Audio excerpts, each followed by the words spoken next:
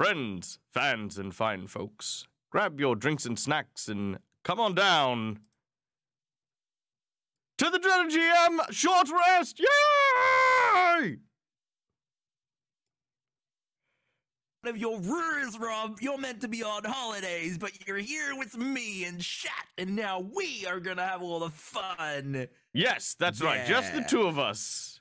Just the two of us. No one suspicious behind the curtain. Do not peek behind the curtain. Now, before we start, I am a little parched. I am a little parched. Yes. So let me go grab some water real quick, and tell the folks back home who may not know who you are, who you are. Hello, I'm known around these parts, which is the internet, as Dreaded GM. I'm from a channel known as Dreaded GM on Twitch, and you can find me on YouTube and on Twitter, and I have a Discord, and I have a bunch of things that I do. I'm mostly known for just being a big, lovable goofball that just wants to have as much fun with people as possible. I'm gonna keep talking until this water ends, you know, you can check my stuff out and we'll have a whole bunch of fun. I'll be on later this month where I'll be doing a Twitch Tales, and it's in a live stream, which is really fun. If you want to know what I'm most passionate about, I've done a lot of charity work for organizations like Starlight, for organizations like UNICEF and World Wildlife Fund, and I just want to keep going and using the power of TTRPGs as a source of good, fun, and building people up and building like the world up. So I did it. You did. I did. That's very exciting. I'll be honest, Rob. It was an absolute struggle. Like it was. I'm very impressed. You kept on it like the whole time. Yep. Oh my god. All right, everybody, Rob. Shut up. Now listen. Now, Dread, myself, and the other guy, we usually do streams together and Rob, stuff like that. We shouldn't say other guy with DAG. DAG's very important. Oh yes, he is. We really do love DAG, and we got to do a couple of things with DAG, recently, and I'd like to talk about him behind his back, if that's okay with you. Just you want to talk about DAG behind his back? Yeah, of course. Yeah. Okay, so first of all was Winter's Tales anniversary stream earlier this week, where you and I we got to do different streams to celebrate our friend AJ from Winter's Tales. I didn't watch your stream at all, so I mean, I saw. I was too busy. I was far too busy. I popped in throughout that stream, and I saw you chatting away, Rob. I knew you were there. You watched our don't tell people that I watch your streams. Anyway, So we were celebrating our friend Winter's Tales' 1-year anniversary together, running streams and things like that. How did your game go? What run me through that. How was the game? Did you enjoy it? Did you have fun? I got to play Dungeons and Dragons. I had the time of my life. This is the time of a life. That's not the lyrics. No, it's our parody. That is. It's the Time Warp. Trademark. No, it was really great to have like this to be a small part of the major story. So it was really interesting to get in there, and AJ was talking about the consideration of alignments with the divine and whatnot, and we got to explore what that means and what that meant for the world going forward. And we all got whisked away and got to decide big, important things for the story and the world that it was set in. So I got to create a gold dragon great worm named Niswin. I don't know if Niswin came into the story or not, but it was very cool. It was very cool, and you got introduced to a character who was like a very handsome and devilish individual. Yeah, briefcase. Yes, also a briefcase. But I mean, it was more like someone who was already there in the Emerald Room with a suit and yes, very handsome character. That one. That was apparently your character? Yeah, that was my character. Cool. I had fun with that one. That was the one that we had in the first game. It felt like one of your characters. Yes. Well, I'm glad it did. I'm glad it did, and I'm glad I got to one up on Briefcase. Being a GM that has GM for you many times, it felt like one of your characters. So yeah, yes. DAG had a lot of fun. DAG was playing a grumpy old dwarf that stabbed my character in the back, and my character was a plucky dwarf woman, noble, which is fun for me because I don't usually play female characters, but I've been trying to play more female characters and more characters that aren't masculine because I want to explore that more. So it was really fun playing Nestwind for me and to be a female character. And you've probably seen in the games that we've played together, Rob, I've been trying to do that more. When you and me and DAG played on a game ages ago. Wait, when I talk, is it moving the mouth? Oh, no, it's not. Okay, no. Cool. I'm just freaking out. Yeah, I've played a couple of female This characters. is my mouth. Yeah, so like feminine characters. But yeah, that's I think I'm being tripped out because I've got the stream up so I can watch chat and I'm talking and I can see the mouth moving at the same time. Yes, because there's a delay. There's a little lag there. Can I ask you, Rob, what did you think of DAG's character and my character?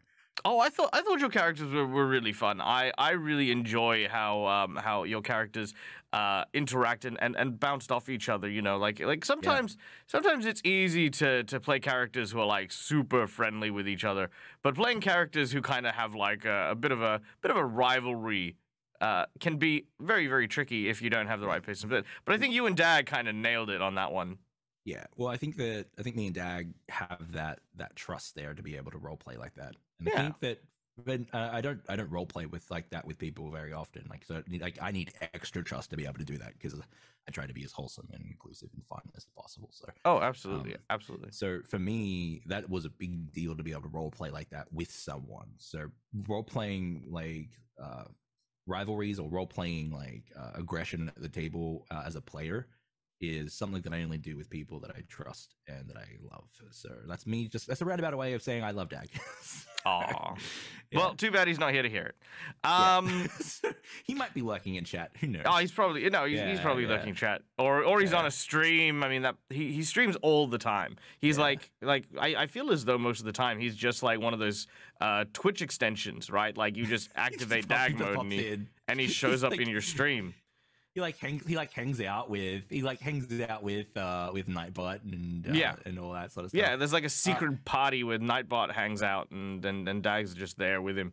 All right, now Rob, I'm seeing we're getting a lot of sorry, just real quick, we're getting a lot of comments on the buffering in chat, and I do apologize. As you can see, there's a bit of a communications thing going on here, and if my body looks rigid or my mouth looks like it's being manually moved, don't panic. It's okay. Everything is fine. Everything is fine. Everything is cool when you're part of a team. Yes. So, Rob, you and I, we've played a lot of games together. We Played together was actually GM'd by DAG for 12 episodes. We were in the chair with Patrick O'Keefe and Janet from Weldanville as well. Yes, Sirens and Silver. That was so much fun. I had an amazing time with Captain Fork, with no S. What did you think of DAG's performance as a GM in that game? Well, I thought DAG.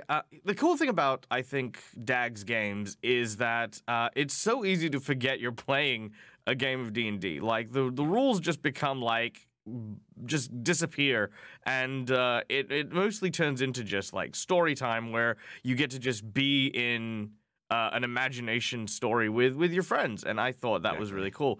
And I felt like, you know, especially with my character, we all got a chance to really explore ourselves and who we were and the stories that we had written, and that's kind of my style as well. Like I really enjoy when I have to write stories to take something from the players and incorporate that into my main story. But yeah, and DAG kind of does the same thing while still keeping his own story as well, and I think that's really cool. I enjoy it. Hells yeah. What about you? What did you enjoy about DAG's GMing style? DAG's GMing style, boy golly. He has this amazing quality of being able to completely immerse you in the story and the world, and everything feels possible. However, there's also the potential for it to not be possible, which is absolutely amazing. So it was absolutely wonderful to explore. It was to explore that story with him and with you as well. I have some very fond memories from that game, and I was left wanting more, which is always a good thing when you're sitting at a table. Does it involve a big sword and a giant fish? It does. Oh my gosh! Like one of my top 10 player moments of all time. Like because I actually thought that there was a quote from someone recently that I saw on a short form video, which was, you should treat your characters like you would treat a car when you were joyriding. You go out there, you have an adventure, you have as much fun in it as possible, and at the end you look back and you're like, wow, that was a lot of fun. If you bump into things, or if you go off the freeway into a forest or whatever, like treat your characters like that, because they're meant to be there to be tested, to be broken, to be built back up. And I did that more than ever with Azalis. So because Azalis was just like this bigger than life, I'm gonna just like go at the problem or go at the challenge and crush it or fall. And it was thrilling. It was a lot of fun. So that moment with the bulkfish and the sword, that was one of those moments where Azalis was just like, I'm gonna go in and I'm gonna hit this thing, and if it goes poorly, that's fine. Luckily it went amazingly. So yeah, it was like it could have been like, I wouldn't see, like some people would see that as reckless, but I would say that was me wanting to push a button and see what happens with the vessel, which was my character.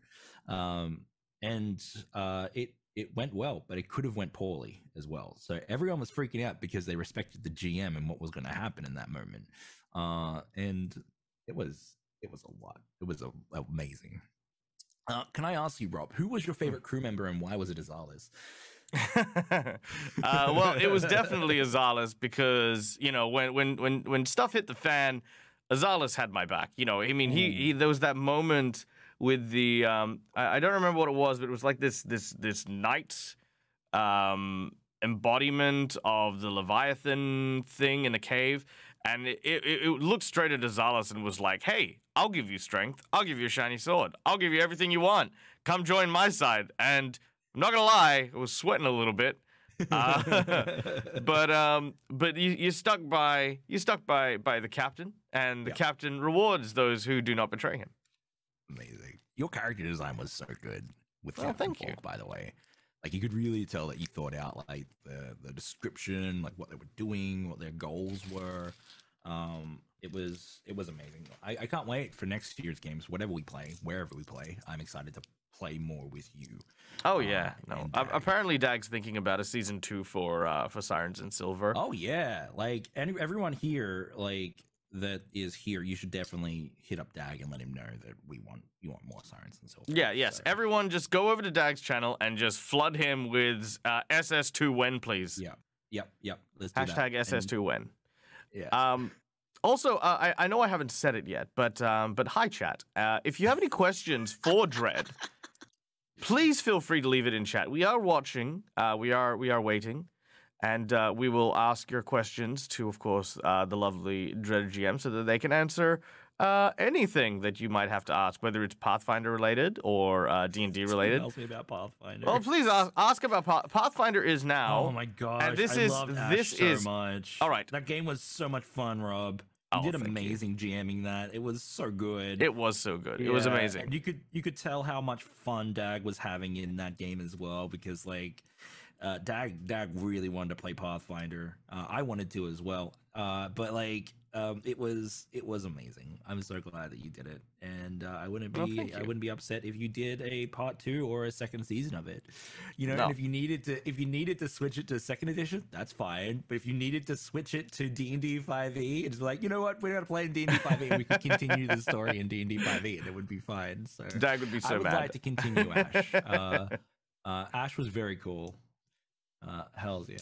Yes, no, Ash was a great character. All right, I want everyone in chat, all the clippers out there, okay? I want you just to take a moment, get your clipping buttons ready, okay? You ready? Yeah. I, Robert Hartley, love Pathfinder. Done. You know this, Rob. No, I know, but now it's clipped. It's clipped. And it'll be there forever. Is there anything else that you might want to say that would be clipped and be there forever, Rob? Yes. You have so much power right now. I do have so much power. Let's see. In 2023, I will run a Pathfinder game of Pathfinder 2nd Edition for Dag's birthday. Okay. Next year. Rob, what can I have for my birthday? I am going to see you in 2 weeks, so you're going to get whatever I give you, because it's not like I went to Perth and WA to go hang out with someone who's down there while I'm in Bali. But no, I had to go. I had to go. You know what? Hang on. I'm done. I'm done. What are you talking about? What are you going to see? What are you going to see me in? All right. 2 weeks? So he is going. He is freaking going all the way to Bali. He's going all the way to Bali, and he hasn't. And he's not coming to see me. He's coming to see you. He's coming to see you. Here? How are you doing that? What are you doing? Who are you? Where's Rob? What did you do? Would you like go over his house and like, make a skin suit out of him? What are you doing in his room? I came under here under false pretenses. I meant to be here talking with Rob. I was talking about you in saying you're not Rob. You're Dag. You're Dag. You're Dag. What? Ah! Good to see you too, mate. What do you? How did you do that? Was that some sort of like black magic? What is this? It is always black magic when it comes to me. My gosh. Gosh darn. Rob's rank waters taste like crap, by the way. I can tell you that when water becomes chunky, rank garage water is definitely a thing. But yes, hello. Hi everyone. Hello. Rob's in chat, by the way. Rob. What? I'm not misbehaving on your channel. Why would I do that?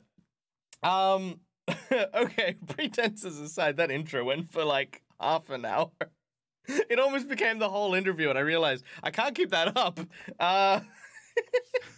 Hi everyone, my name's Michael. I'm not the Dread GM. This is the Dread Aussie more than you think. Yeah, it is. It is. It's like Dragon Ball Z Fusion at this point. We're just like it is Fusion. This way, over here. Like here, you gotta line them up. You gotta line them up. Hey Rob, this is our stream now. Dread, you're leaving me hanging. I'm sorry. You gotta line them up. They're gonna be perfect, or we're gonna get fat. Okay. Down a bit. Right. Down a bit. There you go. No, too far. Too far. I mean, like, we're not even doing the whole. We're not even doing the whole thing. Like we. Yeah, that's okay. But this is the important bit, because this is the bit they always get wrong. Okay, there you go. All right, we're done. So what are we gonna do with all this power that Rob has given us? Now that we have this.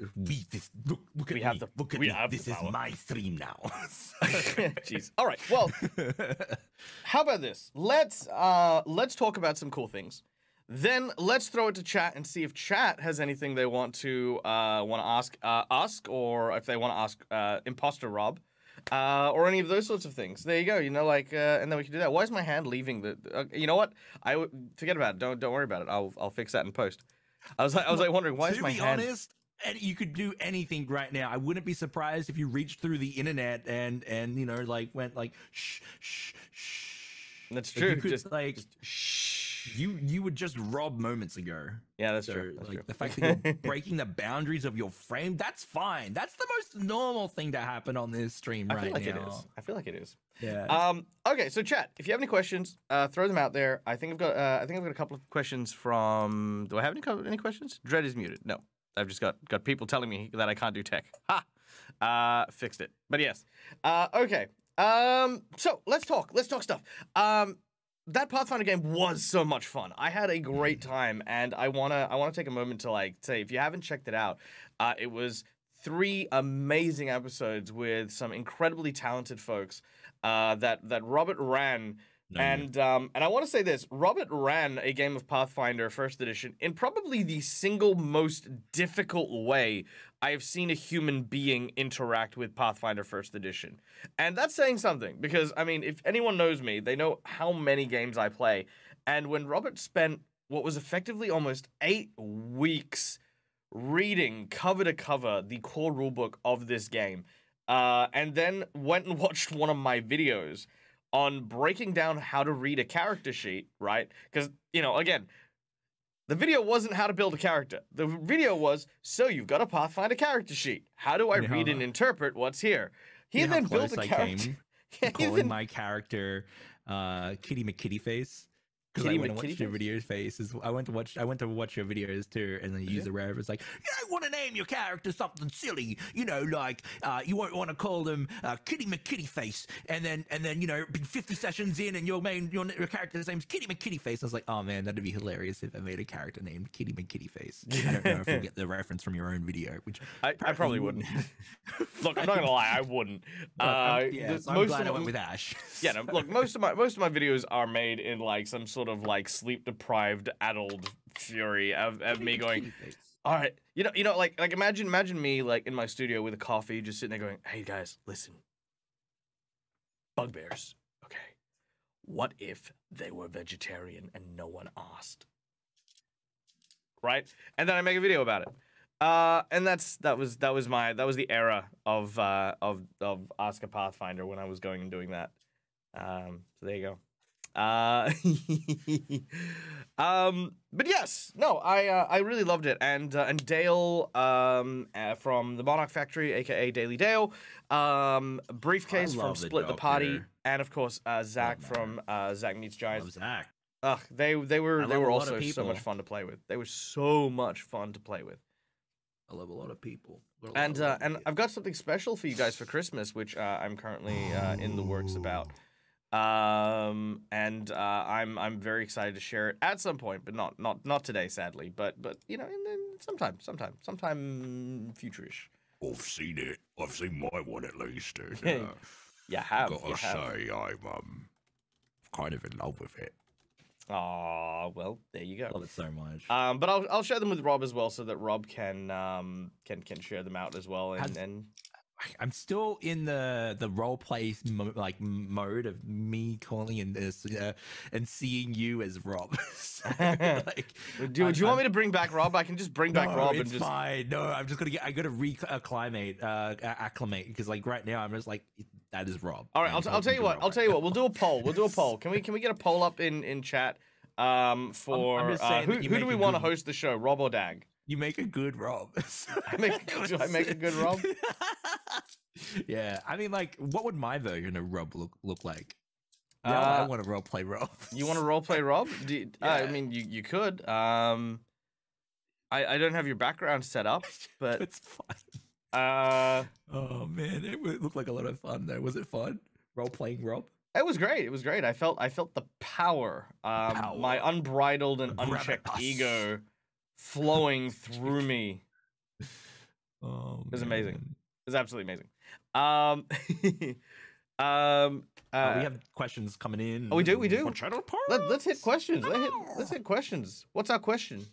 Well, first question the first is: do either of you have any hidden talents that we should know about? Oh, are you asking me first, or are you gonna answer that first? I mean, me. Hidden talents.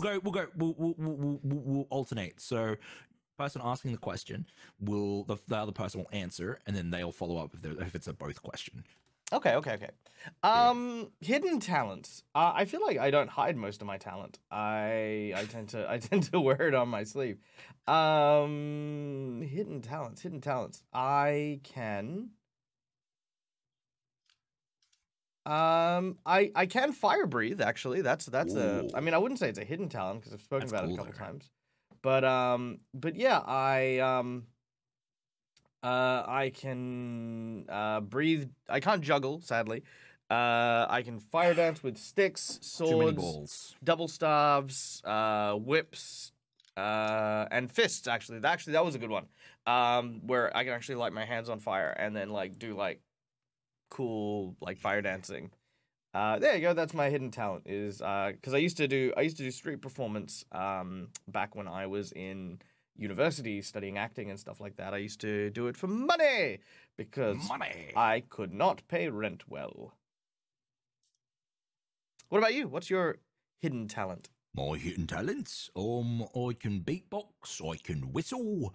What else can I do? I can make silly voices, but I don't think that's a hidden talent. We do that for Dungeons and Dragons quite a lot. I don't know. I do a lot of like random weird things that, because like for me, like, I have ADHD, so I quite often stim or like stimulate myself by doing like these random things. You can often catch me like doing silly voices or beatboxing or whistling, but I don't usually do those on stream. So I think the whistling and the beatboxing are probably my hidden talents. Because I don't do them on stream. However, I am looking at doing beatboxing streams very soon. So just to add to the variety of my catalog, so expect those. I got my microphone for it, which I'm super excited about. I got my beatbox mic that I'm gonna start beatboxing. And Rob was really sweet. Rob reached out and said, "Hey, I'm really looking forward to those beatboxing streams soon." I was like, "Yeah, thanks, bro. I'm keen to do it. I'm a bit nervous because it's not usually something that I do for people because that's why it's hidden. But I enjoy it quite a lot." Hmm. Yeah. No, that's a good one. I like that one. I also like doing voices. I want to try and do some more voices in the Let's do it. future for like the whole like Hero Forge stuff. So I want to make Hero Forge models and then have people like sort of, or even have people submit Hero Forge models and then like actually voice them. Just to Yeah, kind that's of cool. keep working on my repertoire. I feel like my repertoire is quite large, but I always want to kind of improve it, and especially for like variations and stuff like that. I want to like have like a bunch of different like varieties of the Australian accent, or I want to have different Hell yeah. varieties of like the Asian accent and Yeah, right. so on and so forth. But yeah, yeah. All right, you ask the next question. Where is it? Next question. Bup. The people have spoken. Here we go. Okay, so this is from Tides of Chaos. What's your favorite fear? Favorite fear. I think favorite fear has a lot of meanings. I think favorite fear could be like, what is a fear that you are like proud of, or even like as a DM, what like fear do you like enjoy throwing into your RPGs? So I'm gonna ask that in a two-part question. So what is your favorite fear IRL? Like this is really interesting. And then what is your favorite fear, as in if you're in the GM seat, like, what kind of fear do you like playing around with? Okay, so like my favorite fear IRL is the fear that I get before I sit down to run a game of Dungeons and Dragons or TTRPGs or to perform. Because it's the type of fear where you sort of have that while you're standing on the high board before jumping into a pool or bungee jumping or jumping out of a plane or just essentially great heights, right? Like it is that ability to push past that threshold and then do something very cool. So like um it's a fear that I live with all the time, and it's a fear that a lot of GMs live with. From Mercer to people that are playing D&D down the road, every GM has that nervous fear before they jump in and play and run a game of D&D. It's not there so much for the players. I would say the players probably still get it, but not to the extent that a GM would get it. But it's a fear that I'm very aware of and know about. because I have to jump off that high board every time I sit down to run and be a GM. So it's like a friend that I always have at my side. As for my favorite fear to bring into games, I really enjoy horror. I like building horror. I like building tension, and I like building that through. I love building that through the unknown, not knowing what is behind the door. Yeah, that's very cosmic horror. That's yeah, I love cosmic like cosmic Call of horror. Cthulhu, yeah, these sorts of things. Yeah, exactly. Rad. I think for me, my favorite real world fear is hippopotomonstruoso-quipiteliophobia. So you're looking at phobias. No, it's fear. I mean, that's what a phobia is, right? Yeah, it's a fear. Yeah. So that is my favorite fear. Do you want to know what it's a fear of? Oh yeah, sure. Long words. Long words. it's actually amazing. But it's so amazing that hippopotomonstruoquipiteliophobia is a fear of long words, and it's such a freaking long word. it's so amazing. It just breaks me. I love the phobias because like I love Cthulhu stuff, so I know there's like a lot of different phobias that you can sort of like lean into and bring into games, and long words is an amazing one. Oh yeah, absolutely. I because I also like so are you afraid of long words? No, I don't have that fear. It is still just my favorite fear. You know what I mean? Like, it's not necessarily so a fear. like if you would know someone that'd be like, oh, you have this fear. I love that about you. Yeah, I would absolutely tell them what their fear meant. Like, and then they would live with that forever, and it would be amazing. Which is also why I enjoy it. I wonder like how that manifests. Now I'm gonna go look. I'm gonna do like a little. I think it was more of a joke made by some guy who thought it was really funny when they had to name a word that didn't exist. Yeah. As for D&D stuff, I think my favorite fear to play on is fear of crawling things. Right, like for me, I think D&D and role playing and stuff like that is very sensual. Not sensual as in sensual, but like sensual as in like it's very connected to our various senses, right? Like when we describe a scene, a lot of people will describe the visuals. You walk into a room, you can see a curtain, you can see a table and stuff like that, but you don't have the, like, you tend to miss out on all the other senses, right? Like you smell freshly coated wood, wood varnish on the floor. You can like sort of, as you walk in, the air seems heavy as it enters your lungs, like there's this humidity in the air, lots of little things that touch on our senses is, I think, such an important part of it. And so the idea of like a horror that's like that, the sensation of the prickling of the hair on the back of your hand, and that sensation of something moving with the gentlest touch up your forearm, only barely brushing against your the hair on your arm as it makes its way up towards your, like these things for me are huge elements of horror that I love, and the fear of crawling and like wriggling things is great for that. It's definitely one of my favorites. Hells yeah. All right. I love it. I think the vote came in, and I think everyone wants Fake Rob, so I'll just leave then. Jeez. I'll just get out of here. And we'll throw... Look, that whole bit was manifested from you. I'm created that. You made the monster, and now the people want to see the monster dance. Okay. So you can't be mad at us for loving to see your creations. Look, I'm not mad. I'm disappointed. No, it's you shouldn't be disappointed either. That was an amazing bit. No, it's fine. I'm good. It's good. We're not saying that we don't want you. We're just saying that we love Rob Mom. Yeah, it's fair. All right. All right, I'm leaving. I don't know if that joke landed. That's not a joke that I usually... Oh, Rob, you're back. Oh, and I've disappeared into the ethos. Where the hell did you go? I'm in the internet now. I'm in. Wait, I raised my hand. That's why. I don't know how I raised. Oh, hi, Rob. You're back. Hello. Sorry, my jaw was stuck there. Oh yeah, no, that's fine. So I'm on a park bench in Melbourne at the moment, and I had to quickly run home because I forgot my car keys. No, but yeah, but you've also logged in to like make DAG not on stream anymore. Yes, no, I had to go and put him outside. He needs to run around a little bit. Use the little DAG room.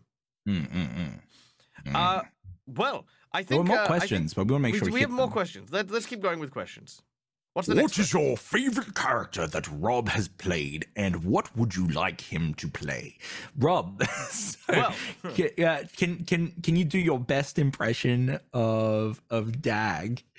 Answering that question, because I feel that's a very DAG centric. But you put yourself in the mind of DAG. Do DAG's voice as well. All right, let me try DAG's voice. Okay, here we go. Okay.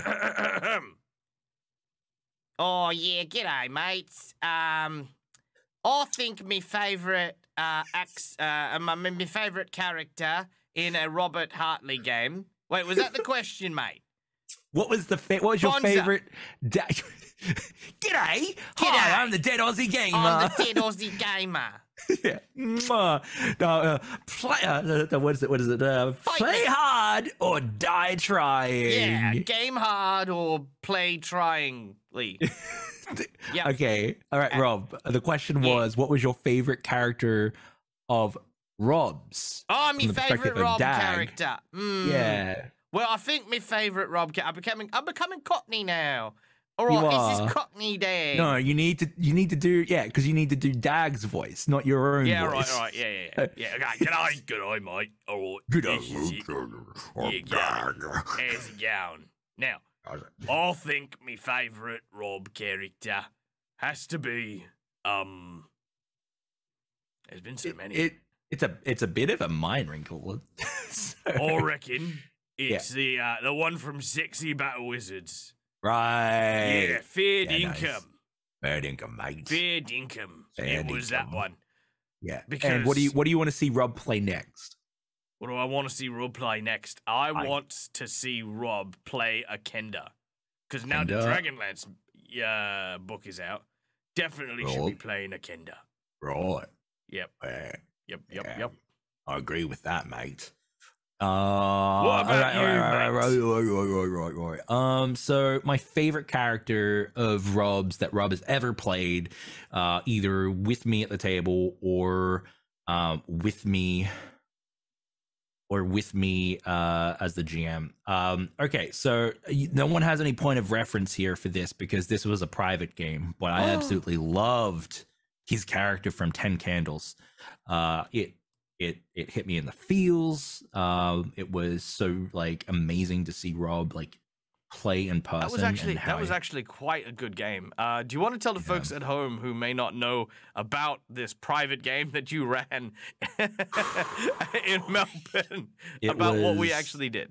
It was out of this world. So there's a game called 10 Candles, and it's kind of like an underrated RPG game where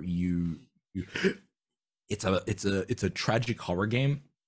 And the whole thing is that you are meant to Dag's in chat. Dag, like, where did you go? Anyway, it's a tragic horror where you play around 10 candles. Each candle represents a scene, and each scene you play out, and if the scene ends and a candle is extinguished, those 10 scenes are the last moments of the characters surviving in a world that has gone dark. So at the end of it, your characters will die. When all candles are gone and all light is extinguished, every character will die. And it's a very crazy feeling to sit there with players and go through that and then know that they're going to die.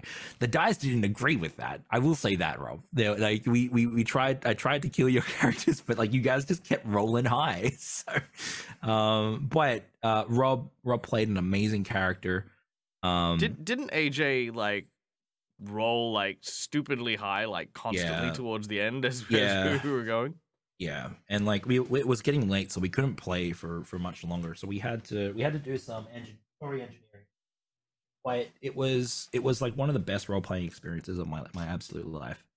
And to see my amazing friends doing amazing storytelling was amazing. And Rob Rob did a heroic sacrifice with that character. I did a heroic sacrifice.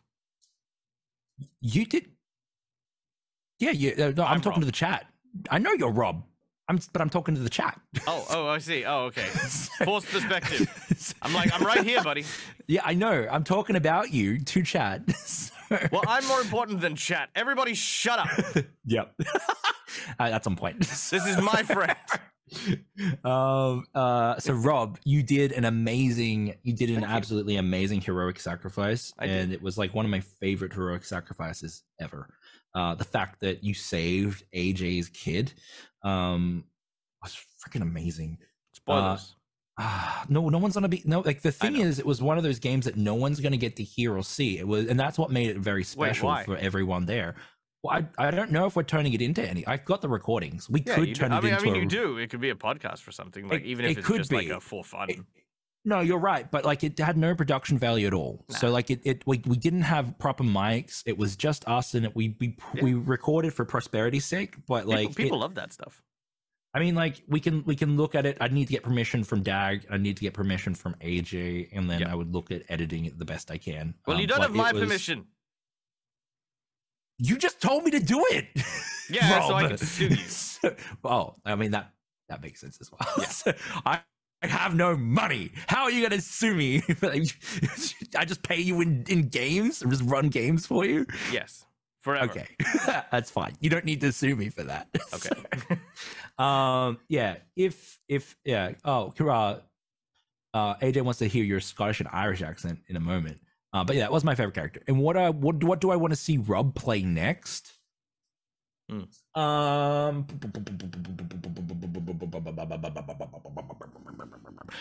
want to see Rob play a common stat block amongst a party of epic heroes. And so all Rob has is role play, and everyone else has like combat stats and all that sort of stuff. Ain't nothing about me common, mate.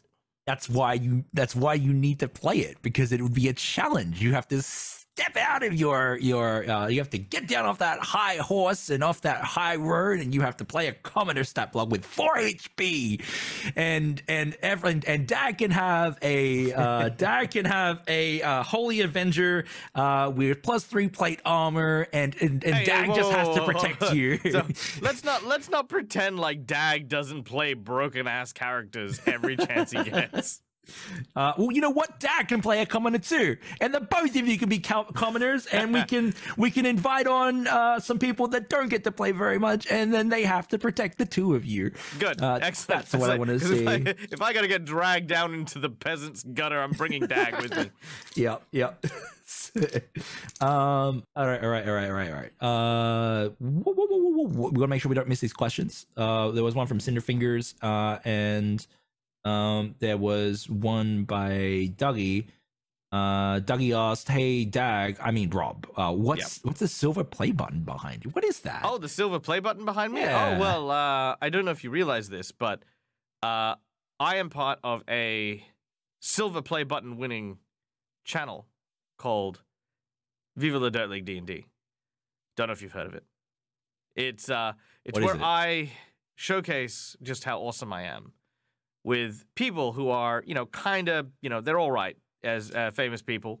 You may have heard of them. Very tiny channel, Viva la Dirt League, and I run D&D games with them, and then I also run a really cool web series on YouTube called D&D Logic. And because of these incredible contributions to mankind, I have a play button made of silver, because that is how one measures one's value. Hey, Dredd, why don't you whip out your silver play button and just whip out your silver play button, and we can tell everyone all about how wonderful and experienced this elite group of people is. Did you know that there's a lounge in? I didn't know PAX? It was like that, Rob. I didn't know it was like that, Rob. I didn't know I was coming on to be flexed on and personally attacked. Wow, clip that, because wow, Rob. Yes. I don't have a silver play button. What? I need more people to subscribe to my YouTube channel. Well, you heard it right here, people. More people need to subscribe. Everyone so go needs to YouTube. Go to my YouTube and subscribe so that Rob can stop flexing on me. Get me to 700 subscribers. That might be good. Go over there now. Yeah, look, they don't have a mauve play button, buddy. You'll need to get higher than that. But yes, go and subscribe. Go subscribe. I'll get. If all 80 people here subscribe to my YouTube, Fancy or Mother Modifier, can you guys put my YouTube link in chat? Everyone go subscribe to my YouTube channel. There's some very cool things coming that way next year, by the way. So I'm actually recording a YouTube video today. That's a serious moment there. Well, I keep trying to promote you, but you keep talking over me, Dread. I'm sorry. It's okay, Rob. It's fine. I forgive you. It's okay. Shut up. Okay. Kisses. Now, yes. Now, listen, guys. Dread GM, wonderful performer. Over on their YouTube channel, you can find a whole bunch of live plays of his various games. In addition, you can see, if you enjoy Robert Reads, which is a show which I run here on the channel, then you will absolutely love Dread Reads. Because Dread reads really cool stuff, and he's read Alice in Wonderland. And if you want to, listen to the sultry tones of the dreaded GM reading Alice in Wonderland, then go, follow it, subscribe, because it costs you nothing. Costs you absolutely nothing to subscribe to this gentle giant. It's absolutely free. And when I make cool things, you'll get to be notified about it. Yeah, there you go. Awesome. We actually have some amazing games that we've played together on that channel too, Rob, where we've played Jasper's Game Day. Jasper's Game Day. We've also got. I need you to send me that video, by the way. Just side notes. Side note here. You need to send me your part of the Jasper's Game Day event. I will. Yeah. Good. Yes. You're a motorbike. Yeah. You're a speedboat. You're a playing card in the wheel of a tiny child's bike. Tiny child's bike. Yeah, I am. Wait. So we've answered that question. Yep. We've gotten everyone here to go subscribe to my YouTube channel. Yes. Wait, no one's posted the link. Look, Google exists, okay? Google exists. Go do the Googles. So, do we have more questions? Because I mean, we can talk about other things. I mean, we can talk about other things. We just don't want to make sure anyone's questions. Well, if they've paid channel points, you want to make sure that they're yes. Yeah. I think there's one more, which is let's do it. If the both of you could guest on VLDL D&D, what kind of character would you play, and would you work with or against the guys? Oh my gosh. I am VLDL D&D. Wait, let me try that again. Hold on.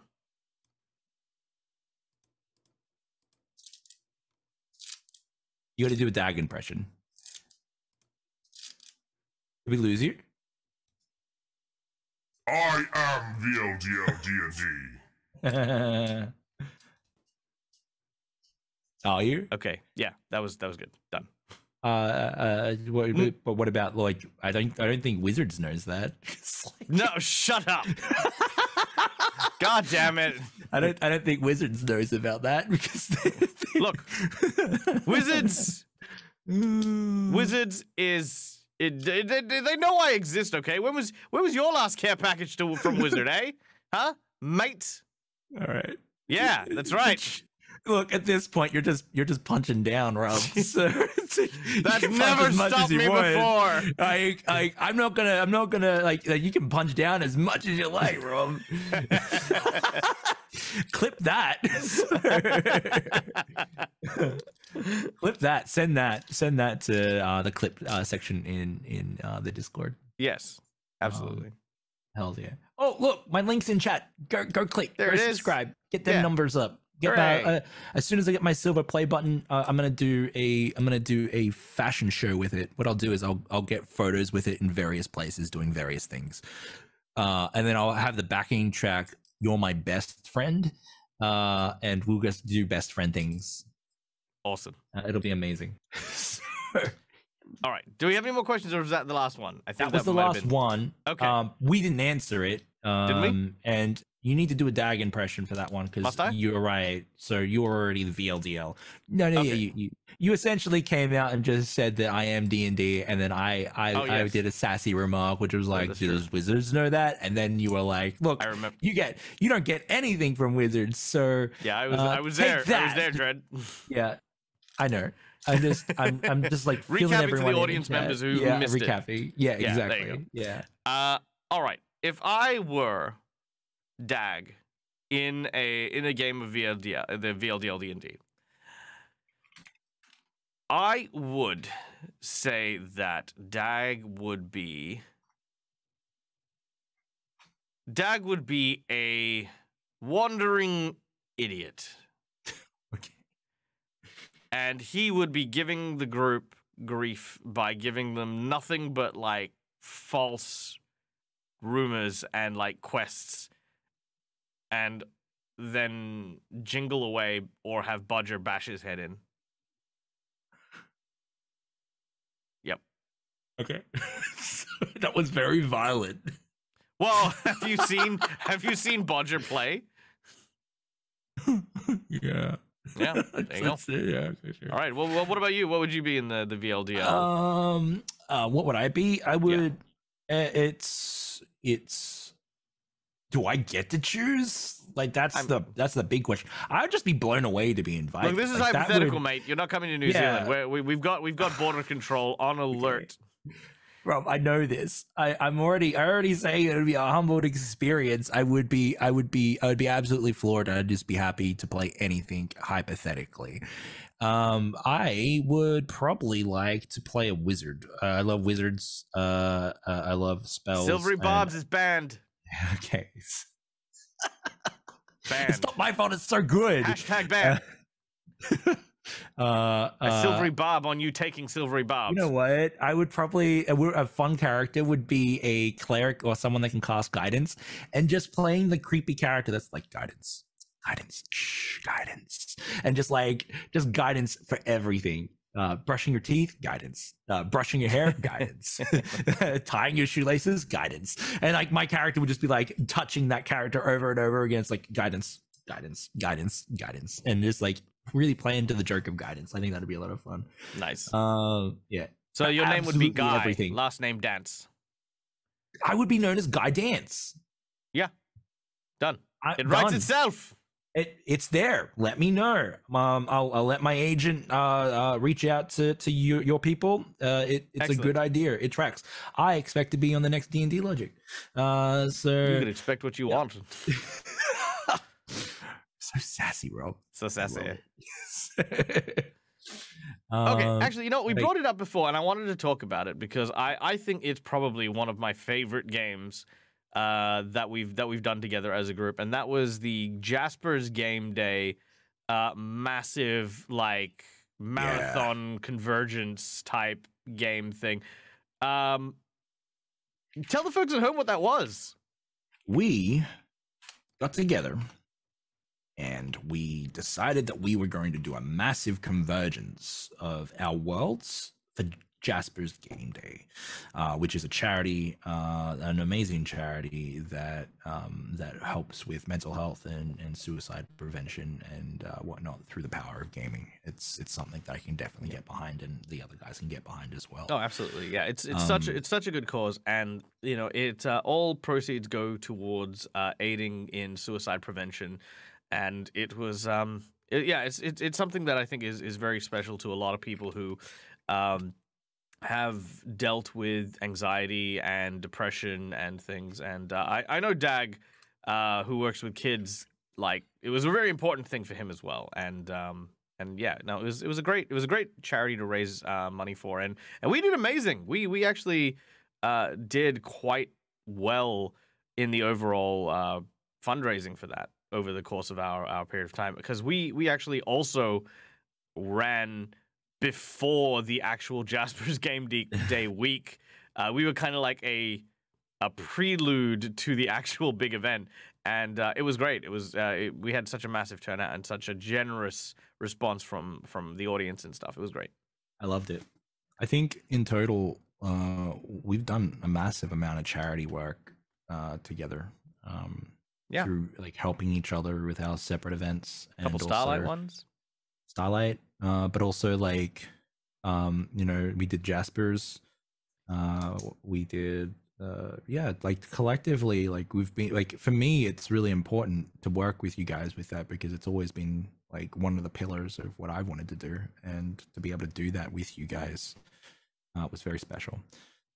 As special as opening up the borders of our worlds and our stories, and to creatively invite each other to interact and to change things in our own personal like worlds and stories. Like that's a massive thing. A lot of GMs don't allow for that, and that's really special. That's a special thing that the three of us shared. And it's almost as special as opening up your Twitch channel to your content creation friends, and allowing them to stand on something that you've tirelessly worked on, blood, sweat, and tears, and made an amazing things. I'm just so very thankful and grateful for my friends, you, Rob, and DAG, and everyone else that's going to be appearing in this, because we're all in this together. We're going to do amazing things together. We all want to see each other succeed. Yeah, man, that's amazing. Yeah, there's a tender moment for you. Too sappy. Sappy, that's what I do. I'm a tree. I sap all over the place. Sap, sap, sap. All right. So apparently, according to the text behind the scenes, I, real and completely genuine Rob, am apparently putting too much strain on the buffering. So I'm going to leave and go back to my holiday and go enjoy. You're too powerful, Rob. Yes, I'm far Get out of too here, powerful Rob. for Twitch. You're too Twitch can no longer powerful. contain me, so I'm gonna get out of here. I'm gonna leave my chair blank. Make sure no one comes and fills it. Right. It would be hilarious if you switched out to make a clone of me and there was two me's. So I was gonna be like, what? Ah!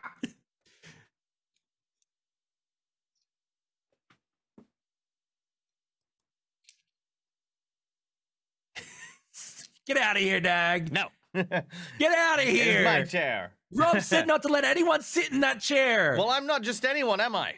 That's true. That's there you fair. go. Hi everyone. Hopefully it's hopefully now without all that massive ego here, it'll stop buffering. For yeah, folks, Rob essentially just like abused me. Did he? Oh my god! Why would he do that? You're like the nicest person. It kind of hurt. It kind of hurt. Oh. It's fine. What did he say? I just like that I sucked and that I don't have a silver play button, so that means that I should. That's okay. Look, if it helps, he's got a ship that only has 2 sails on it.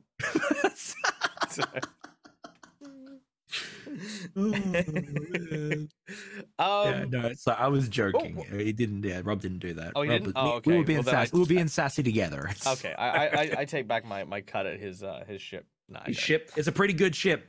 It's a pretty good ship. There are many like it. Yeah, you know that what? one is Rob's. But you know what? Rob's not here, so we don't have to take Rob's ship. We can just enjoy ourselves without Rob's ship shipping all over the place. Yes. Yep. What were we talking about? Jasper's Game Day. So yeah, Jasper's Game Day. I had so much fun at Jasper's. I thought the game was amazing, of having all of our worlds kind of collide with one another and actually have that story. Like we actually, so when we were talking about doing it, it was around the time that we each kind of got given the offer by Jasper's to kind of run something and be a part of the streaming event. And we all kind of looked at each other and went, we can do better than what they're doing. And so we did, because that is what we all got reached out to, though. We did. But like, that's the thing, is we all got reached out to do individual things. Then we all looked at each other and said we could do better. Do something together. And then we did the big like marathon game. Which I don't know if that's in the spirit of things, but it definitely is on brand for us, I feel like, to basically turn around and go, nah, shove off, we'll do it. But, you know, in a good way, not in a like kind of toxic, crazy, controlling way. I thought the greatest premise of it was the fact that each of us now have something that has changed forever in our settings because of the events that had occurred. from the thing. I for one now have a malicious godlike sword being flying through the stratosphere as a demigod of my world, which I didn't have demigods beforehand. And this one in particular is a soul-eating, like, Leviathan with gemstones in it now, which is a thing, because that's the thing. It's in space at the moment, eating planets. Got to deal with that at some point. I think Robert has the warrior who was originally taken over by the same sword. So Rob's got that. The Plus, devourer, the withered man. Yeah, plus he's also got the right itself. He's got my cube. He's got my the yeah, you somehow we were meant to leave one thing in each other's world, but you somehow got both Rob and me in, like, you got yours in Rob's world, my world, and I got one. Oh, actually, no, I think that we do have a cross pollination. Multiverse travel was what Rob brought to mind. Right. Yeah. So Rob brought multiverse travel because we worked this out beforehand. Yeah. Because we didn't tell the story beforehand, but we were like, these are the things that we want to leave in each other's worlds. So okay, let's go from the start. So first we were in your world. Yeah. And that had the Leviathan from my world that came from Sirens and Silver. You brought the ferals in. And brought the ferals in. So that's where that came in. What did Rob leave in yours? I don't think Rob left anything in my world. That was I think that's the thing. That's like, oh, I didn't get anything from Rob. So Rob didn't leave anything in my world. I feel like Rob has his grubby paws in my world though. So he has characters in there and he's affected things in my world. But he hasn't got anything from his world in my world. Right. But like that's something that we could probably figure out because we have connected. We'd have to watch it again. But like, yeah, I'm sure. I feel like there may have been something, but yeah. Then we went to Rob's world. And that's where you left the bad guy's original body before it merged with. So exactly. Yeah, and, it was a god that had lost a lot of its power and strength, but still has like the individual was withered, and we decided that what we wanted for that is that would be someone that would just like continue to try and eat and bolster their strength again, but wasn't able to, or like the amount of consumption that would be required would be too much. So like Rob wanted to have like this ability that like it can't be killed or anything like that, but this withered person will eat anything, and so we needed a way to imprison it, and that's where the cube comes in. Yeah, and they use that almost as if like throw someone into the cube and they'll get eaten by the withered man. Yeah, I didn't get to talk much about the cube, but the cube is one of like so in my version of Alestria, there aren't actually many what I like to call relic tier objects in my world. There's maybe 12 of them that I've written so far. And most of them belong to like the deities and the gods. They basically all have like, for example, the Aegis of Time is something that the god of knowledge has, which is where you actually keep the grand library of the Akashic record. So they're like these relics are like unique and very very personal. The cube, the cube of infinite corridors was an object that I used for my main like in self insert into my world. And that was an emergency. Basically, because in my world the whole story is built around the idea of the god of destruction becoming the Tarrasque. That's like one of the major like world things that happen. If someone messes about and resurrects the Tarrasque, that's the end of the world for my thing. So the cube of infinite corridors was like kind of a last resort of like, this group of idiots is going to unleash the Tarrasque.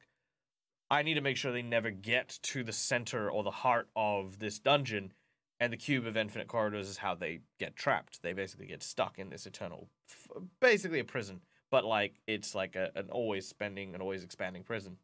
So not having that in my world now means that the one safeguard, like the last resort safeguard of my world to prevent that from happening, is gone. So that's also got implications, but you know, who knows what they'll mean. Then we got to my world. Now, in my world, like, obviously this all started because the Leviathan went to yours, which is fine because the Leviathan in my world was trapped There are creatures who have the blood of the Tarrasque. They're the super big ones. They get more power based on how much of the Tarrasque blood they have. And the Leviathan was the one of the sea and the water. And he was inspired by the crushing depths of the ocean, so he could control gravity and his weight around him. That was the nature of him. When he returned after eating Rob's Tarrasque and absorbing its power, and eating the sword from Dread's realm and absorbing its power, Dread's character, or the sword, should I say, gave personality and a malicious purpose to this otherwise just creature in my world. And it started messing up and eating, like, dragons and all the floating dragon cities. And that, for me, is, like, another big thing as well, because I know how important... Sensor or Tensor, yeah, I know how important. Yes, Sensor, SCNS. Sensor, yeah, that's it. Yeah. Fantasy names, am I right? Fantasy names. Yeah, Sensor. Yeah, good say. Yeah, I knew how important it was to you, and so for me, it was like I don't want to just like kill it and wipe it out, and I definitely didn't want to like not have that element in it. So having the ending kind of lean towards like. Oh, actually, you know what? I still have the picture if you want to see it. I love it so much. Do you want to see I the picture? I want to play with Scarlet. Like, I think Scarlet did this, right? Yeah, Scarlet64, who is a friend of the channel. Let me get this up here real quick. There we go. Look at that. So that was the.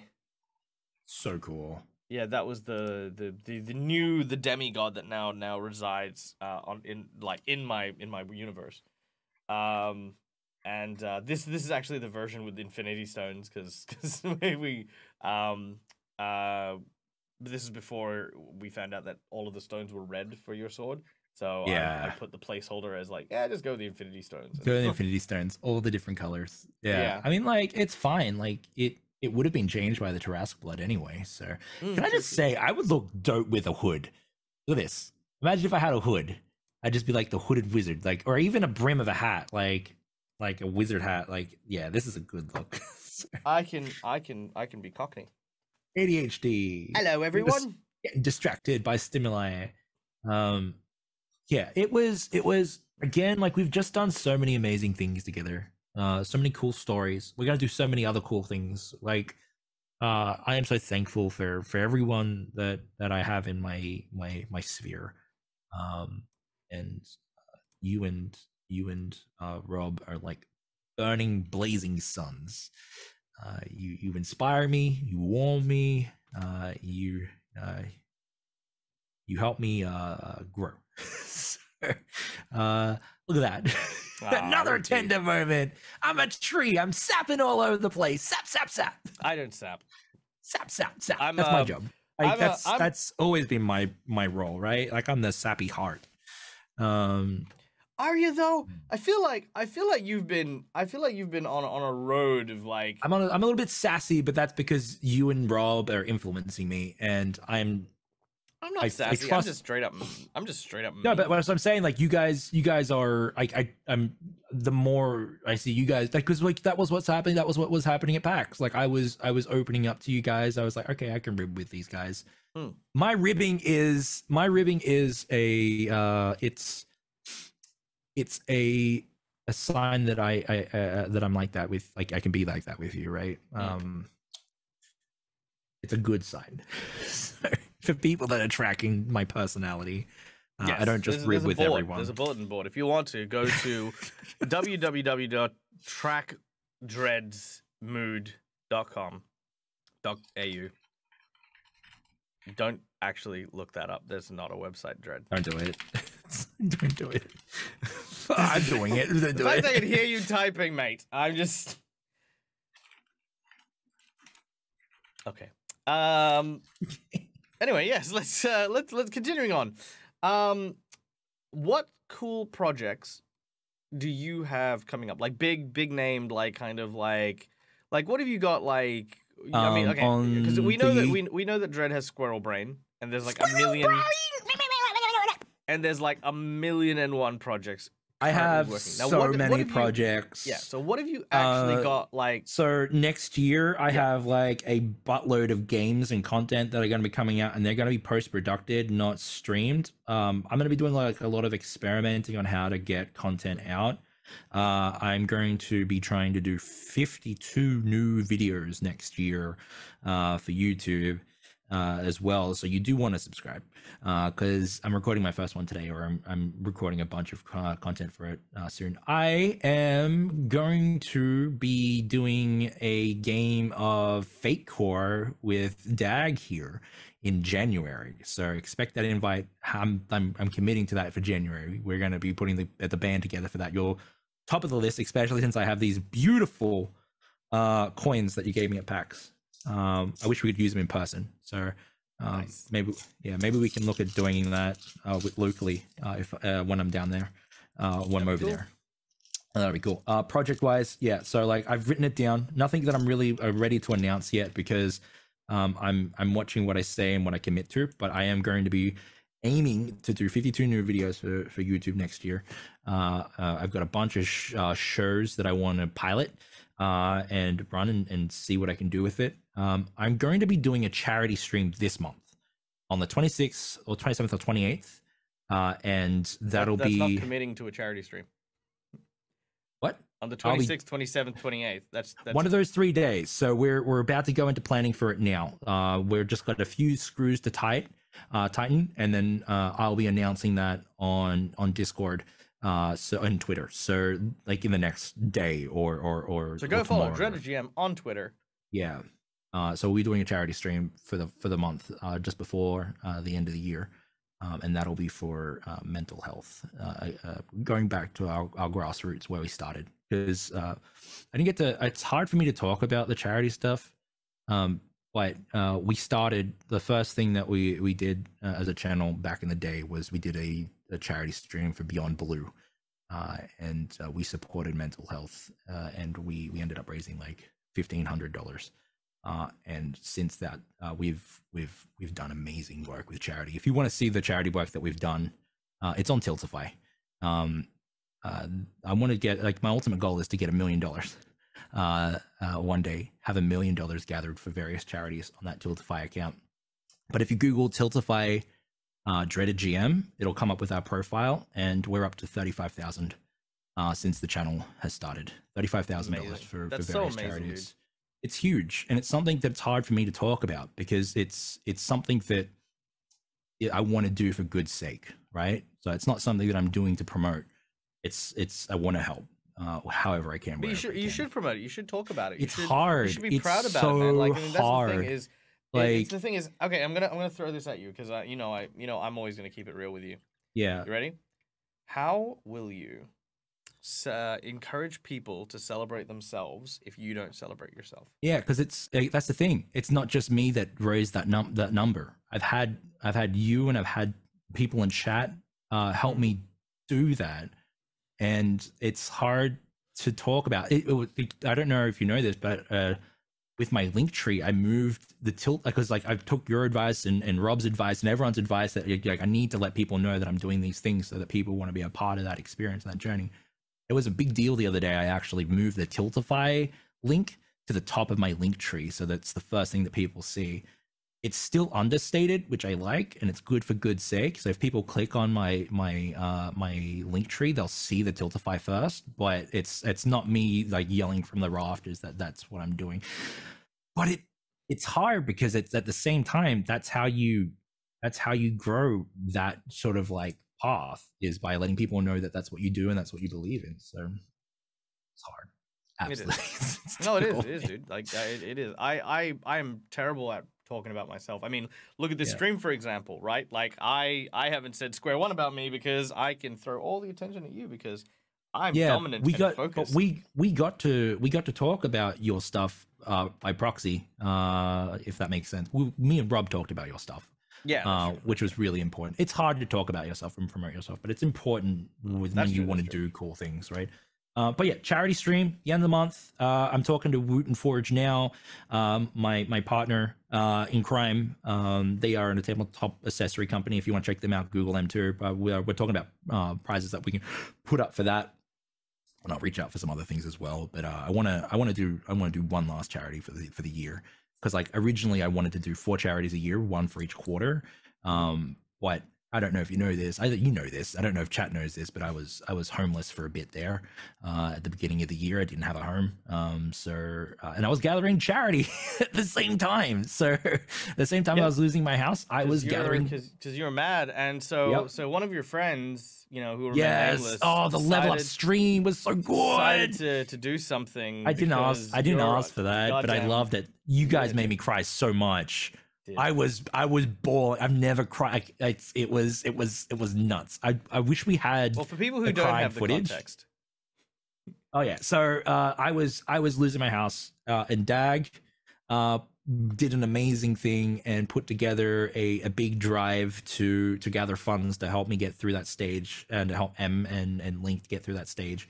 Rob was his partner in crime there, and they did this amazing stream, and it was under the guise of a level up stream. So it was like, we're leveling up our stream team, and then they smacked me in the face with an amount of money to help me get through that, and at the same time a massive video of all the people that I had worked with or been with, and they made me cry. Like I cried so gosh darn much. So, man, there's a lot of love. There's a lot of love here, and I think that's what's really important, is that we just keep loving each other. So no, absolutely, and you know what? It was actually also what birthed my particular saying of like, if you donate generously, but responsibly. Like that was actually that event was one of the big ones that let that out to me, because exactly. And this isn't me calling you out or anything like that, but I'm gonna say this right now. I'm gonna say so much. I'm gonna finish this. You give so much all the time, even in that state, that it made me go, you know what? No, this is why that needs to happen, because there are some people out there who are like you, who are just so overly generous. And the weird thing is the people who don't have tend to be the most generous. And, while of course that generosity does get paid forward and does go to good places, if you can't, look after yourself responsibly, what you potentially risk is your own happiness and well-being. Yeah, exactly. And, the thing is for me, I think happiness is something we chase, something we give to other people, but not at the cost of anyone else. And that means anyone else, including yourself, right? Like that's my own, even in D&D, that's my only golden rule. My only golden rule is there is no way to play D&D wrong unless you are playing at the expense of someone else. That's the thing, because we're all here to have fun together. We're all here to celebrate each other and lift each other up and have a great time. And even if we're like making fun and being sassy and stuff like that, that's all in good fun.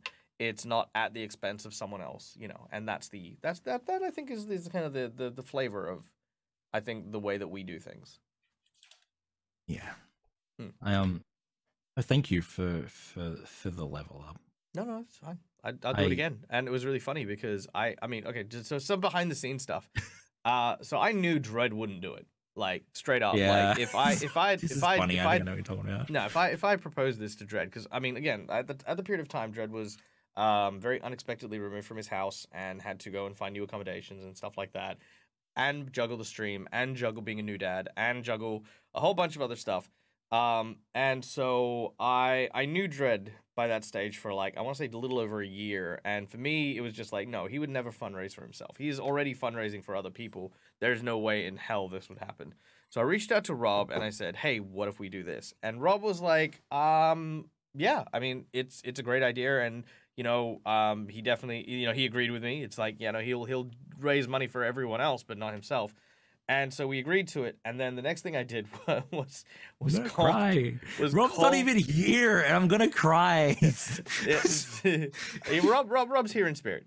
It was really funny because we then contacted Dredd's mum, and M's my Mima, well, not my Mima, Link's Mima. So M's mum. But my mum too. It's my mum too. Like I see her as my mum. I've always referred to 100% to Mima as your mum, because I feel like that's. I feel like the way she loves you, the way she cares about you, she's your mum. Yeah, she is. Don't She be is. ashamed. My It's all good. yeah, no, Yeah, I'm not ashamed at that's right. all. That's not the right word. It's actually tricky because like I lost my mom when my other mom when I was younger, when I was about 12. And I just recently I'm older than her now, which like just this year, and it blew my mind. So I'm trying to like not forget her. So I'm trying to like know that I have two moms. So you're right. You're 100% right. Like she's my mom, and I love her. Good. We love so you, very Mima. much. We love you, Mima. If And you're Mima, watching, if we love Dredd you. if Dredd's ever ungrateful, I will be you can your be son. Dag's mom. Mima, yes, please. I will be your son. Just send me an email. Ship it. I'll do it. Oh, that's amazing. But, It's yeah. Sorry, so I didn't mean to the- do that. Okay. No, it's fine. Look, it's important. I think stuff like that is important. I think it is. And we contacted Mima. We reached out to M and stuff like that because the trickiest bit, right, is we couldn't do it without letting people know what your circumstances were, and I don't think it was right for us to like make that public without some measure of permission, just not from you. And so, we talked to Mima, we talked to M, and they were blown away. They did the reactory like, oh no, you guys don't have to do that, like thing, and we're just like, I know we don't. Thank you for pointing that out, but we're gonna do it.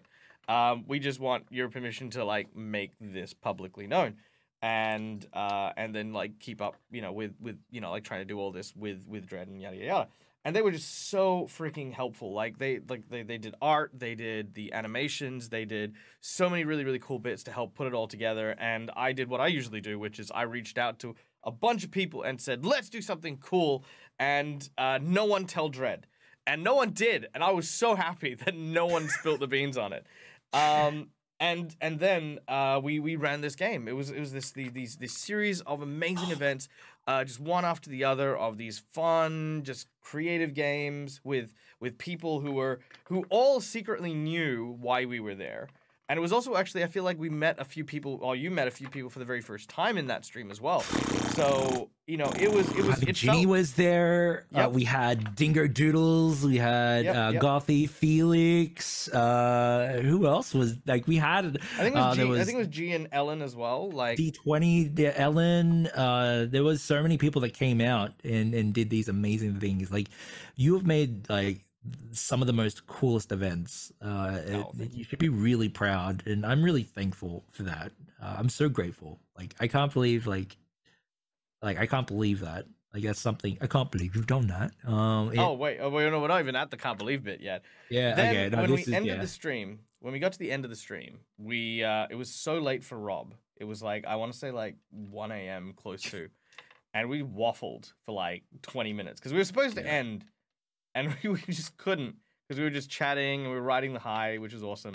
But then the big reveal came, right?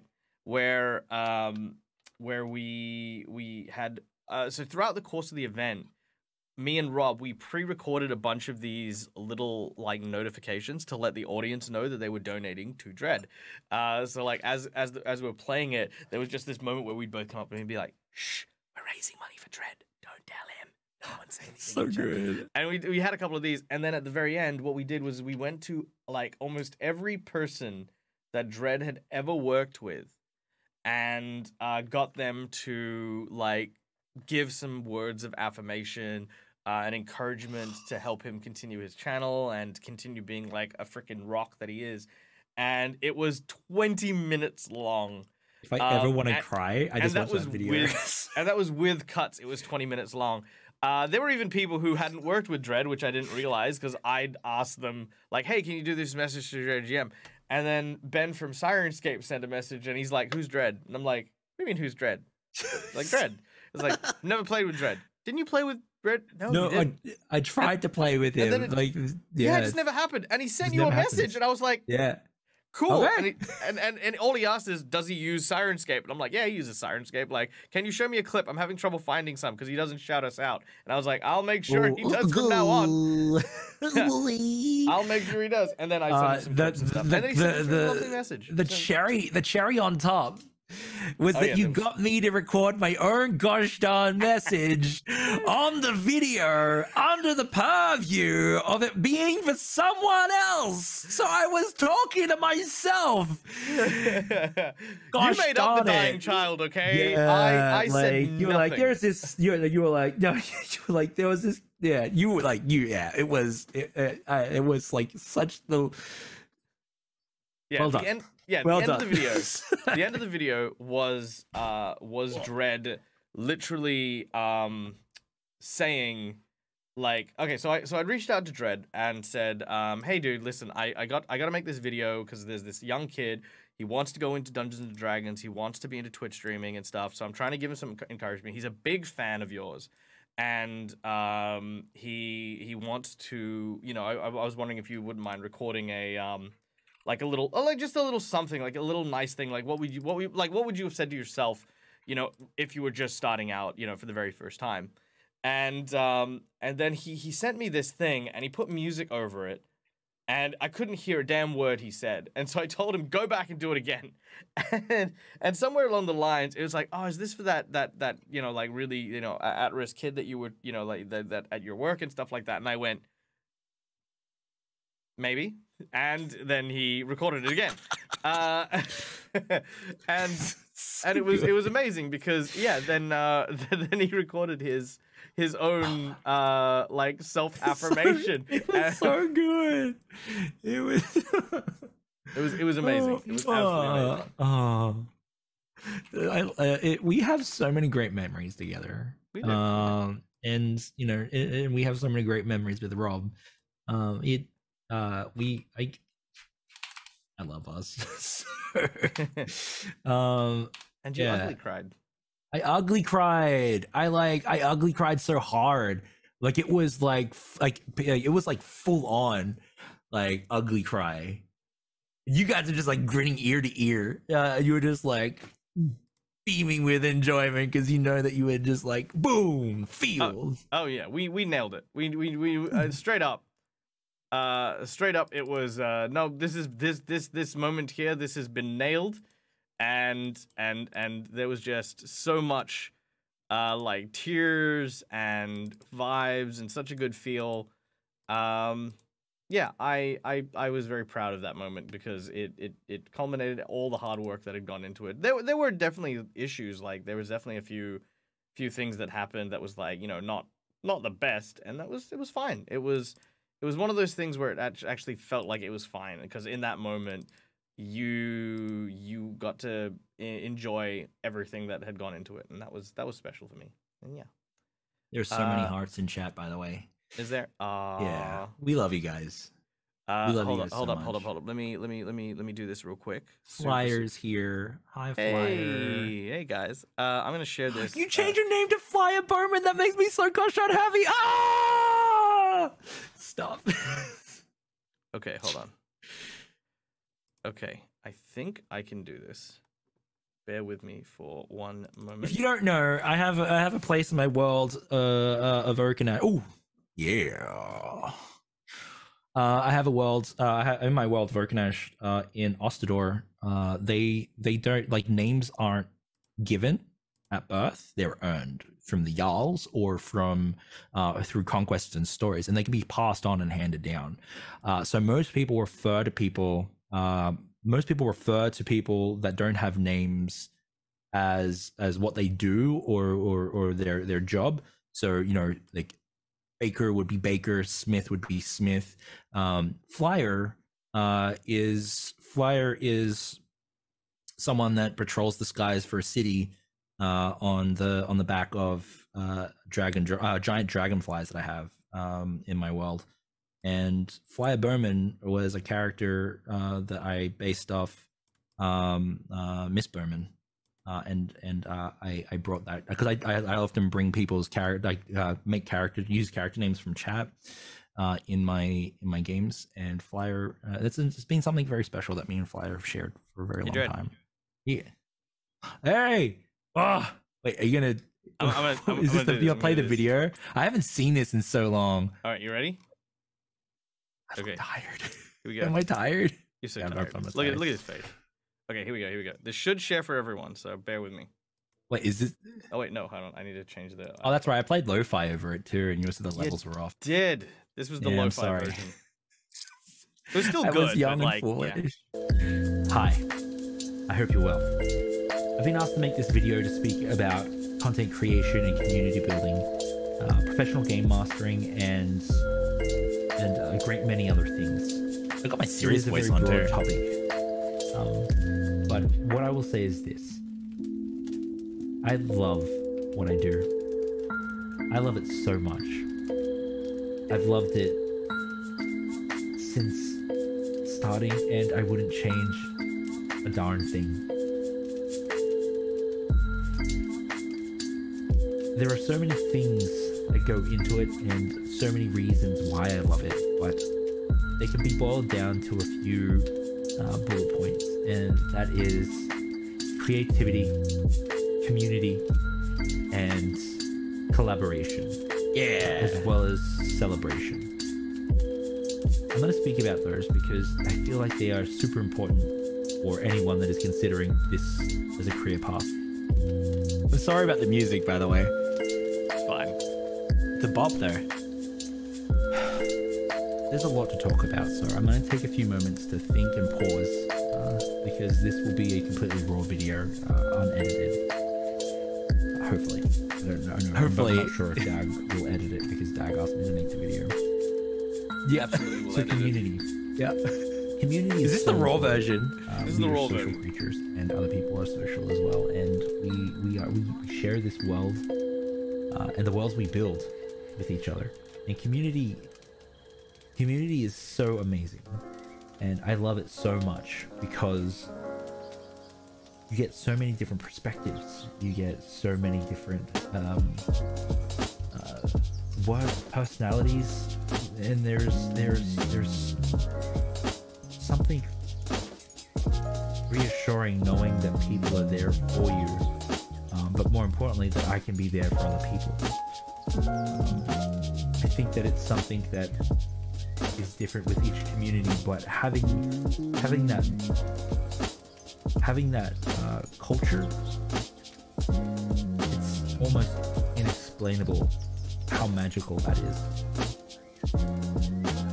Now, what I've learned from my time building a community and being part of communities is that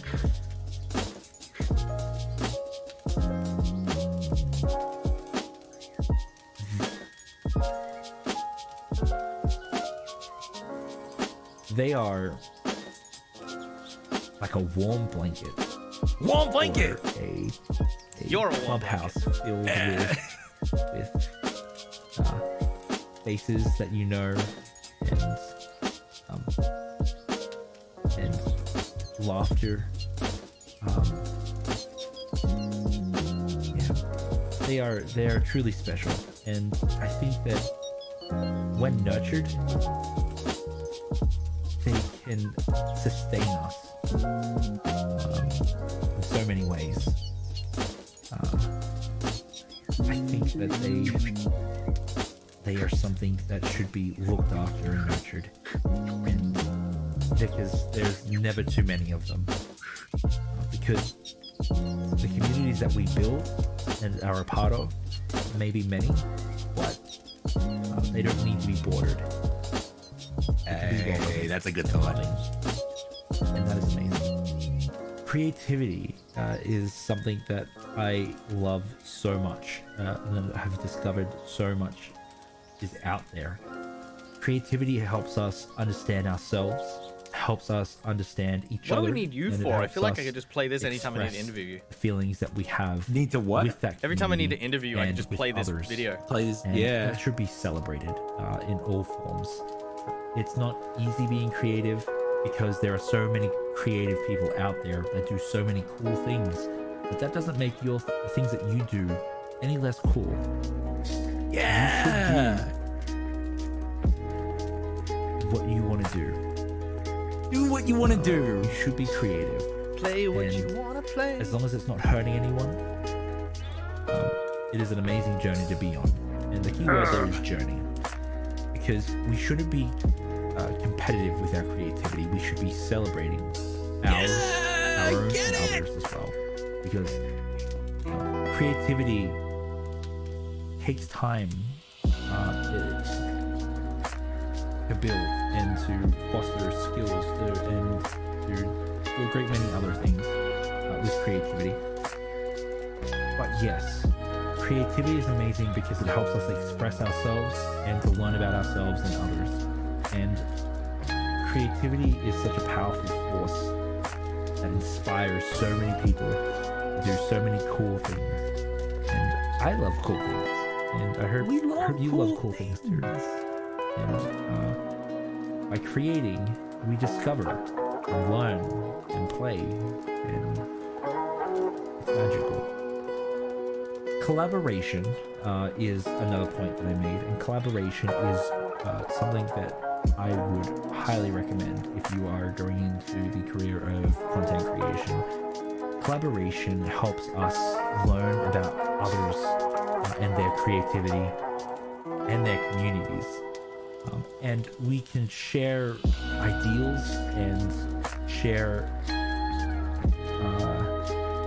ideas and share so many things, and we get to create even more cool things together. Yeah, I haven't sat down at a collaboration and not thoroughly enjoyed myself. Being a part of their community and their creativity inspires myself and helps me create the things that I love to create. And I hope that I inspire them as well, and I can continue to be a force of good as well as help others to be a force of good. Celebration is probably one of the most important ones. We should celebrate. I gave this potential kid a lot. And community. And half of it you couldn't hear because of the lo-fi. Yeah, I'm sorry. Make a better world. I've seen it time and time again with what I'm really sorry about the lo-fi. I've learned. This is the last time I've done that. I'm so happy. Sorry, this is like I'm so happy that I met everyone. I'm sorry. In the collaboration space, in the TTRPG community at large. I have done some amazing things that if I were to tell myself when I first started that I was going to be doing these things, I wouldn't have believed me. I wouldn't have believed me. And that's amazing. I will say that the hardest thing is getting started. The hardest thing is sitting down and putting pen to paper, fingers to keep to the keyboard, to learn about the various tools and systems I need to create. There are barriers there that stop us from doing these great and magical things. But if you get started, I promise you, you will do amazing things as well. Yeah. Let us Talking begin. to you, buddy. I can't wait to see them. When I first started streaming, I didn't know how to use OBS. I didn't know how to put an overlay on or connect all the various bells and whistles that go into streaming. But I'm quite proficient now, and I'm happy with what I've achieved so far. And what I've done with what we've built, what we've done with what we've built is amazing. I'm so happy to know that Dreaded GM and my other colleagues, friends, outside of Dreaded GM, and my colleagues within Dreaded GM, because we have an amazing team, we've done amazing things, and you know that what we've done is helping. It's helping the world and the people that live in it. And I want to keep doing that, and my team wants to keep doing that as well. And we are so grateful for being given the opportunity to do that. And if you want to do that too. You'll find that on the other side of starting, there are people there waiting to celebrate you, About to cry your there. creativity, and your community. So, we have a saying at Dreaded GM. We do. And that saying is meant to be a creed, a call to start, a call to Action. begin, and to help you get started on that journey or get back into working on that creative journey or that other pursuit that you have, and that is let us begin. Let us begin. Let us begin, because that's all it takes is to Let us start. begin. To start, and if you stop, that's fine. You just start again. And you keep That's it. trying. Yeah. Because I have tried time and time again. I have tried to make the content creation and Yeah. community building thing happen, and Yeah. I wanted to do video games for the longest time, it's happening. And it's and I wanted to call it Game Stack. seeing it There's happen other for things that I've people tried to too. start up. and it'll happen for you as well. Yeah. Let us begin. Let us begin. Thank Let's you for go. watching this video. It went on a bit long. I hope you enjoyed it. And I hope that you will begin creating soon.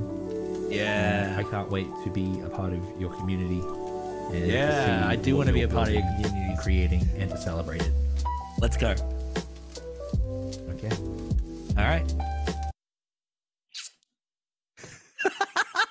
That was awesome. Let us begin. What a cool, like what a creed. What a, like, there were like a lot of things there that, why? My dreads, they do this and then they get stuck on the, I'm not gonna fix this. We're gonna leave this like this for a while. I'm gonna have a villain. It looks like you got a Robotnik mustache. Yeah, we're just gonna leave this. for I'm now. going to get you, Sonic. Psych! Ha ha ha! Gotta go fast. Yeah, gotta go fast. Yeah, there's a lot of stuff there. Like, man, dread nerds. Yeah, no man. I Forgets yeah, it. and the thing is, like I said, that was all done. I was just pouring my heart out to a kid. So I was just like, hey, I just want to.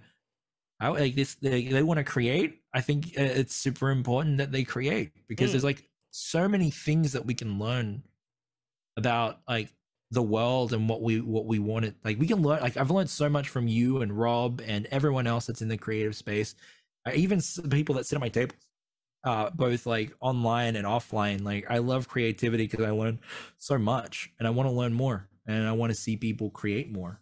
That's always been my goal. That's always what I wanted to do. My favorite thing about TTRPGs is the fact that you can see the spark of creativity reignite itself or start to burn passionately.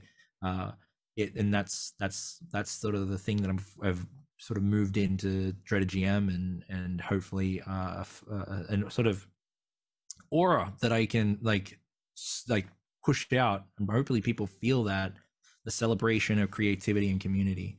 Well, has according to always chat, been all my the goal. emotion came through the lo-fi, so you're good there. So it was just the lo-fi. No, it was fine.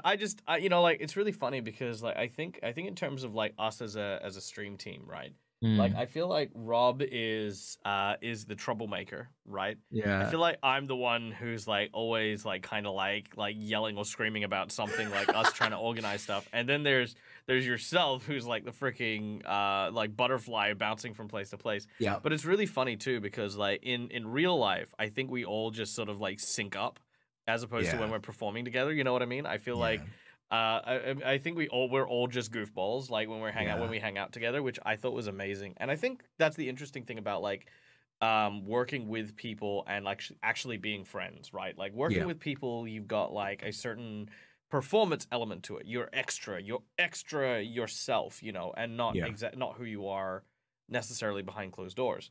And getting to meet you and Rob at PAX and actually getting to like, you know, really come to know you guys, because we lived together. I mean, that's what we did, right? We lived together for about a week. That's Yeah. you know, like, and you know, we got to see each other's, like, you know, the Every behind day. the, you know, we got to see everything. We got to see behind the closed doors. We got to see each other's, like, kind of personal lives coming through. I started. That's when I started ribbing. Yeah. And like it's incredibly challenging for me to do that. And like the fact that I was there with you and I could see your reaction and be there with you. And my first joke, my first rib, was the fact that I am incredibly tall, and big, and you were not as tall and Nope. as big. I'm even having trouble now. Look, I'm not. Yeah, I'm. I mean, I'm not short. Okay, like Yeah, to I clear the know. point, it's just Rob and Dredd are both bigger than me. Yeah. And when next to them in perspective, I look like I'm really short, and that they're normal height.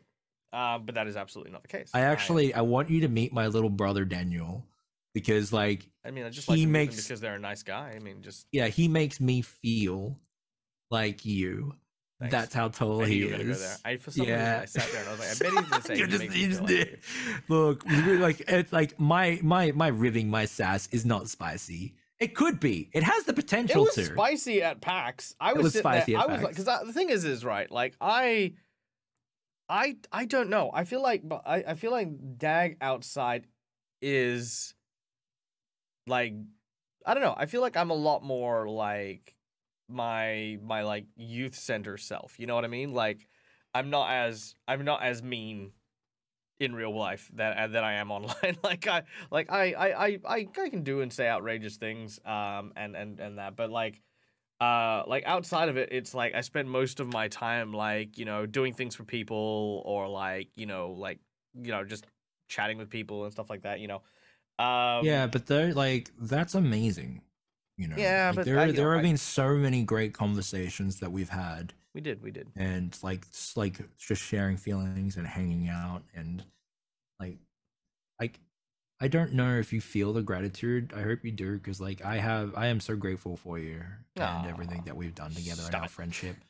And I know that I get distracted chasing squirrels. You do. I'm But you know what? working. And I'm I want to say working this. on it. Actually, Yeah, I want to say this to you. I'm and I working wanna on the say it in squirrel public. chasing. Yeah, I want to say this to you, and I want to say this in public. I know that there are definitely times I can get frustrated with the squirrel chasing.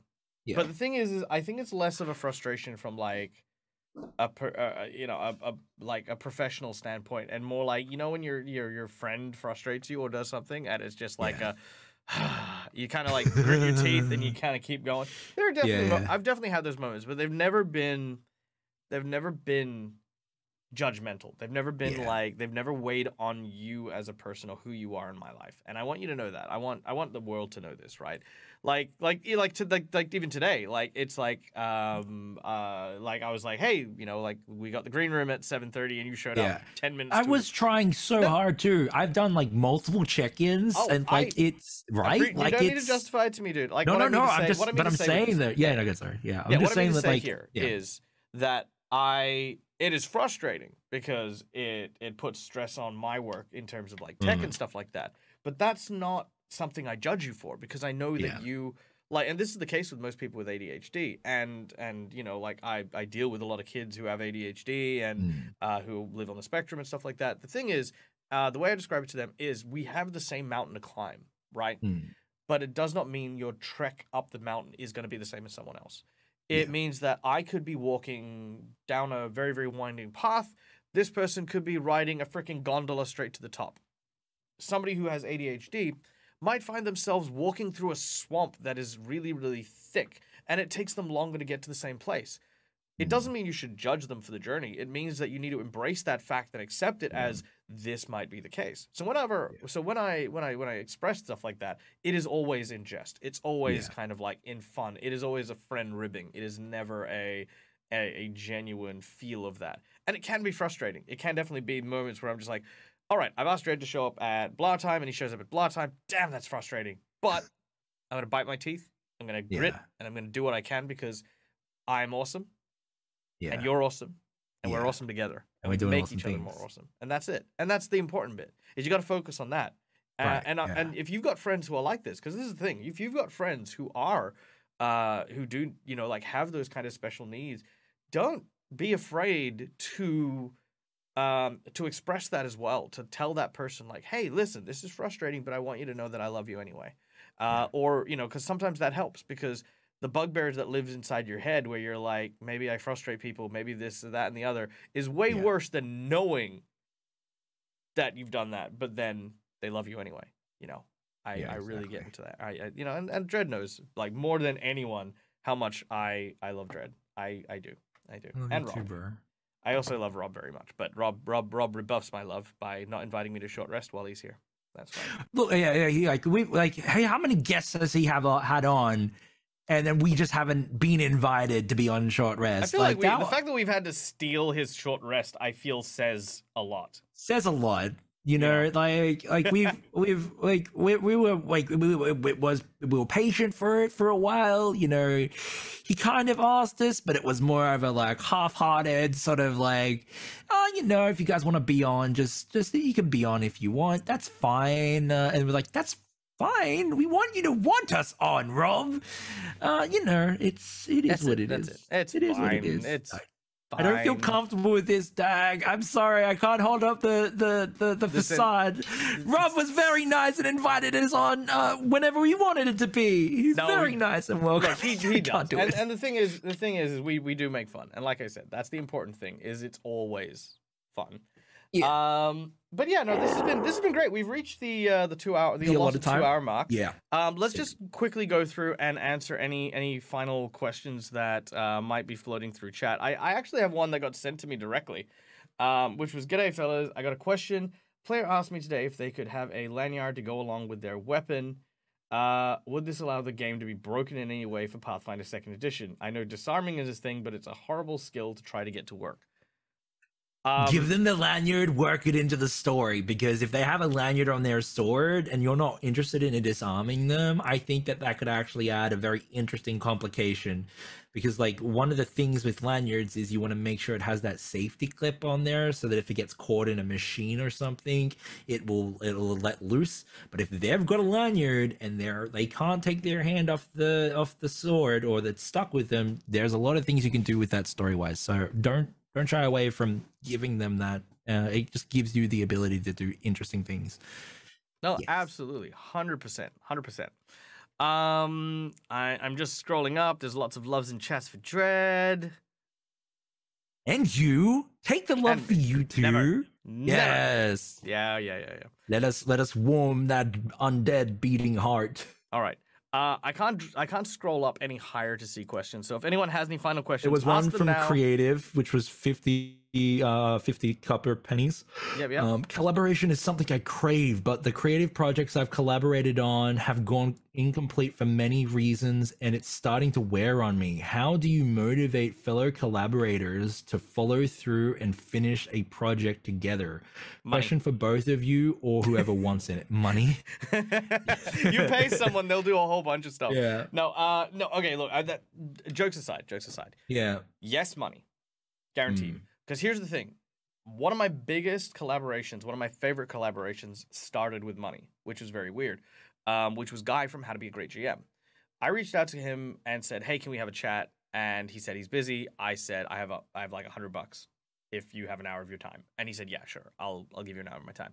That for me, was the start of what was a great friendship that happened from there. But it doesn't mean that I'm ashamed of the fact that it started from a financial point, right?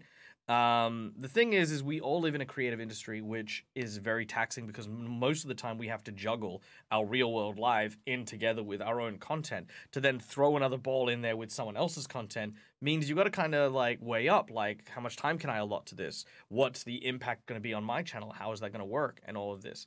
And as someone who, for the most part, I wouldn't say only for our stream team, but like in general, does do the organizing for a lot of the collaboration stuff. Money is great. A project that excites people is great. So if it's something like brand spanking new, those always work.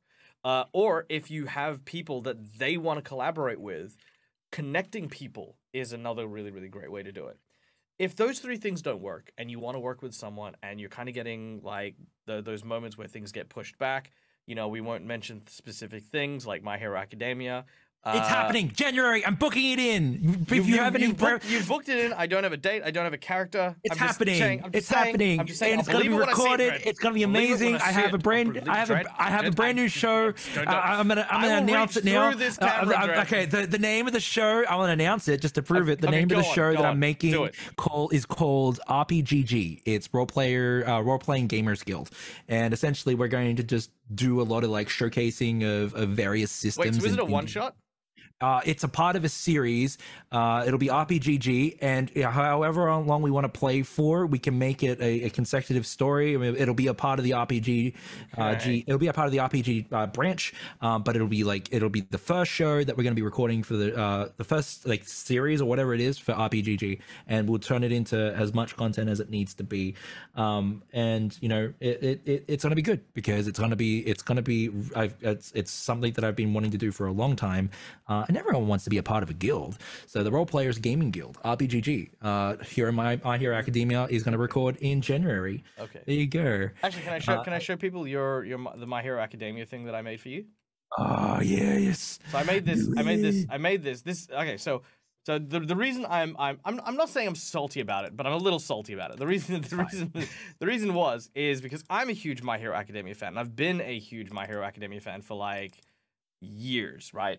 Like, you know, reading the manga and stuff like that. So when the new season came out, I was super keen to like run a series, and then I found out that Dredd had been planning to run a series for ages, and we spoke, you know, as friends do, and we decided that Dredd wanted to make this happen, and so I was like, okay, sure, no worries. Fast forward to like a year and a half later, and here I am. But this is what I said. It's in January. But this is what I sent to him when I was really excited about it, and it was a character sheet that I was building to invite him to this game. Okay, check this out. Look at that. Ah, it's so cool. Love it. Yeah, so I made this. Oh, it's so cool. I made this character sheet for him, and I was very impressed with it. I thought you should be impressed. Your skills have come like so, like it looks so good. I might have to talk to you about assets then, because that looks sick. Yeah. Who do you want to play in the game, by the way? Because like you're like I mean, look, it's always Rob. Always Rob. Okay. Yeah. Oh, actually, I did a Rob one too. Hold on, wait. Let me pull this back up. We'll get Rob in. We'll have you, and then we'll get like maybe one or two more people, and then we'll run it in January. Yes. That was Rob's one. Let's go. And his superhero name was Robotart. Robotart. Because it was Robert. Robotart.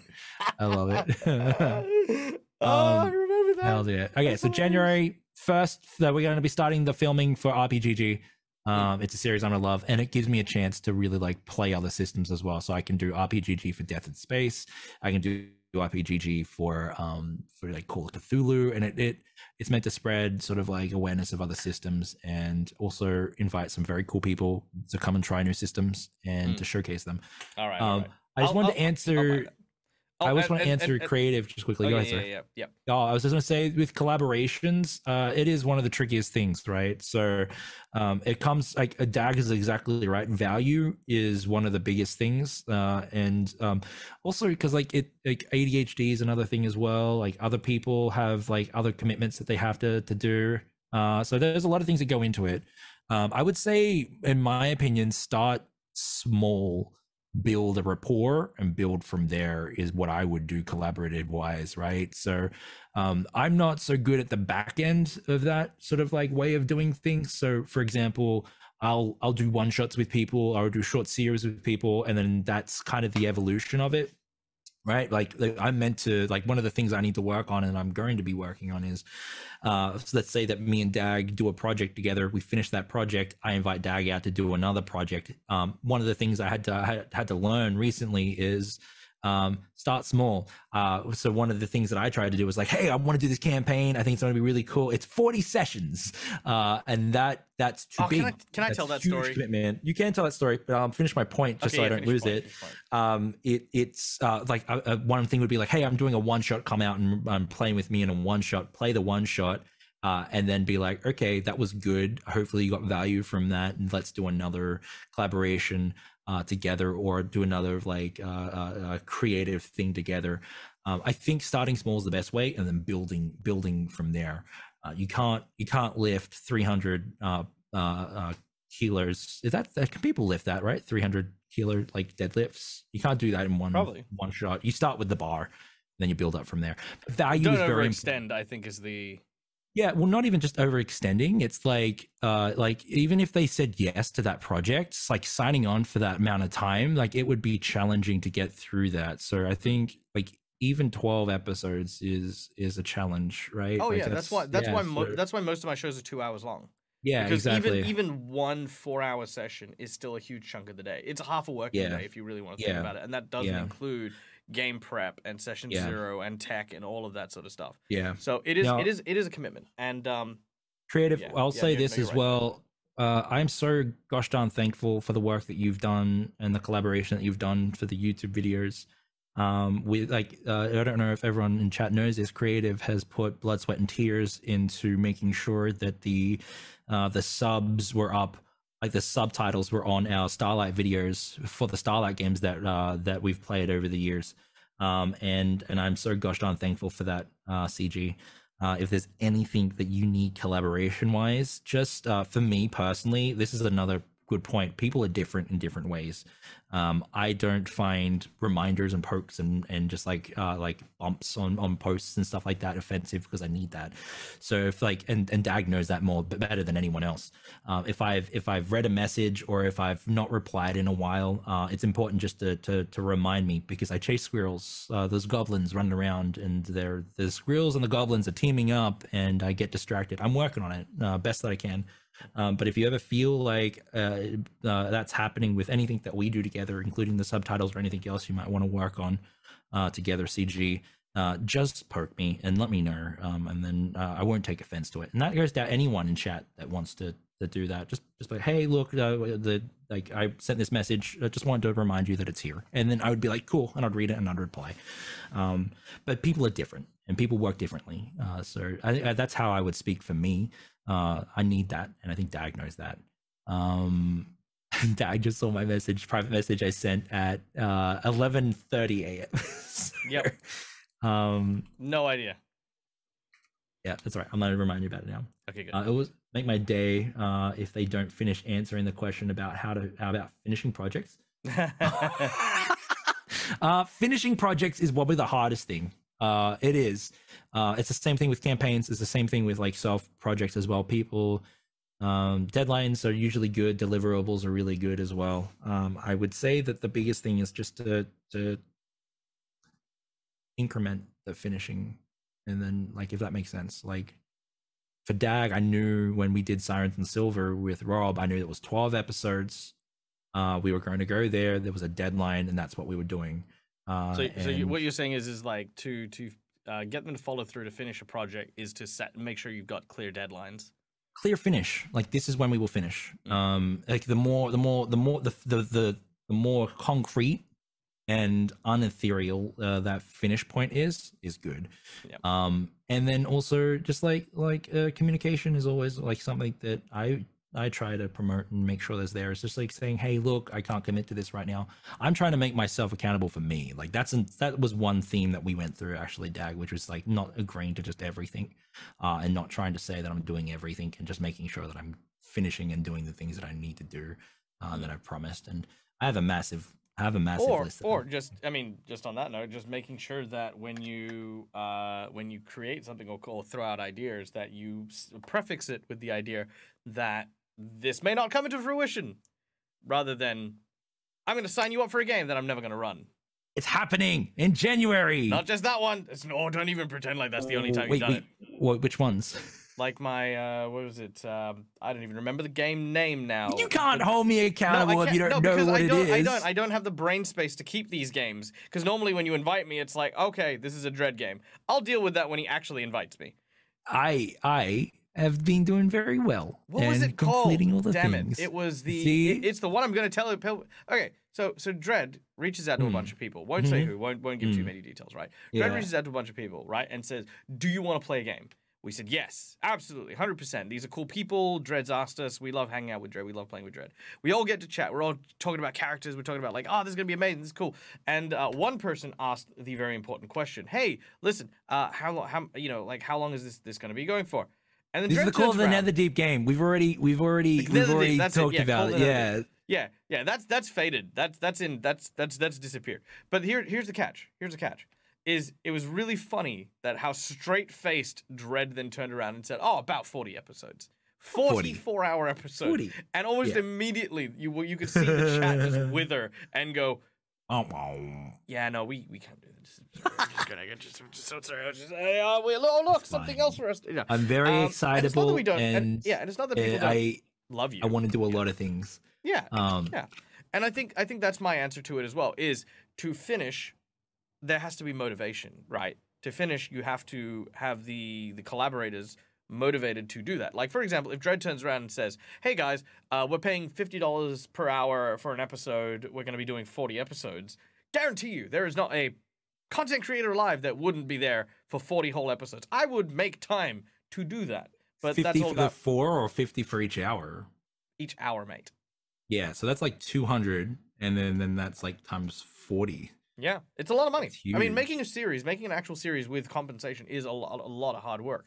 It's why I don't do them too often. And when I do them, like, I mean, I always make sure to compensate my actors where I can.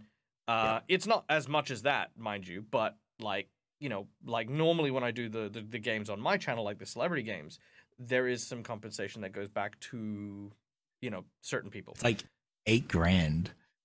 Yeah, it's $8,000. Yeah, Yeah, $8 grand. that would be $8,000 for that. $8,000. Could you imagine sitting there and telling someone, "I'm going to run Curse of Strahd for a bunch of celebrities. I need $8,000 to do so." Yeah. Right, and that's the thing is, you know, you gotta kind of like weigh up all this. Anyway, I digress. The point is that what lacked from there wasn't enthusiasm. It wasn't a very exciting idea, right? It was the fact that for all of us, we were just so busy that motivation kind of petered out. You know what I Yeah. mean? And that's kind of what you got to watch for when you're looking. I will at say your that was a collaborations. lesson. That was a lesson learned like instantly. As soon as I sort of like learned that lesson, I know that lesson now. And Yeah, I that's think the thing, that like you can only learn lessons from the mistakes you make. I tell people this all the time. The I'll only say reason that I'm- like that's the best way to get into it is Yeah. just to get out there and to learn lessons, make mistakes, touch Mm. our plates. Like those people I'm still connected with, and we still talk. And Yeah. and we It's still not, have, and like I the said, it's opportunity not, to there's project. no bad vibes on it. All right, we got 2 more questions, Yeah. and then we're gonna head out. All right, you ready? Gonna bounce out of y'all. Question: Should DAG have to read D&D 5e and run a one shot for everyone? He already runs D&D Yeah, 5e, it's just like, so I was like, whoever said that, I don't know who said And it. It's like, should I have to that was read D&D? fancy, I feel right? Like, I feel I like think that might you'd be... have to do something that you would abhor, right? It's something that you're like you do really don't Oh, I've want to got play. that. I've got. What's I don't abhor it. I don't abhor it, but I do have that for Is it me. a pour or is it a bore? I thought it was a bore. Abhor. Abhor. ABHOR. Yeah, abhor. So this book here, this is a game that I was gifted by our friend Myri from Orkenspalter TV. I'm so sad that I didn't get to play in the Monkey Island game. Did you play in Rob's one? I thought you played in Rob's one. No, I didn't play in any of the Monkey Island games, and I'm bummed out, man. Yeah, we'll get there. Anyway, Myri came to visit me in Perth because, you know, Germany to Perth is a worthwhile trip apparently, but apparently Bali to Perth is not. And gave me this book. It is called The Dark Eye, and in Germany apparently. Did you just throw shade at Rob not visiting you? Yes, because my friend Oh. from Germany brought me this book, or gave me this book from Germany. Wait, Germany came they came to Germany they to came- see you? Yeah, Like, specifically to see me and hang out with me and just in that WA was and it. just give you the book? Okay, Yeah, cool. well, not just to give me the book, but like to hang out with me because I'm a cool guy. But Right. anyway, point is, this is called The Dark Eye. It's it's an RPG from well, not from Germany. It's an RPG, and in Germany, it is probably more popular than Dungeons and Dragons, right? And that's the big thing. It's a huge, massive, like kind of like persistent world, and it's super popular, and a lot of people love it. And I have not read this yet. And I'm supposed to be running a blindfolded version of this for Myri on their channel at some point or another. And if I were to do a reciprocal, like, DAG has to learn how to play a game or how to read a game or yada yada, it would either be this game or the Fallout RPG. That would be, I think, the two that Rob would really like. Maybe that's just me. But like, you're meant to run a game that you don't want to run. The joke was that. Yeah, I don't want to run either of these. I don't want to run Fallout because I don't really get into like the RPGs. I think you should run the My Little Pony RPG. I'd love to run the My Little Pony one. I created a Flamecraft RPG. Remember? I want you to run. I want you to run. Yeah, go on. Dread tries to figure out what DAG hates.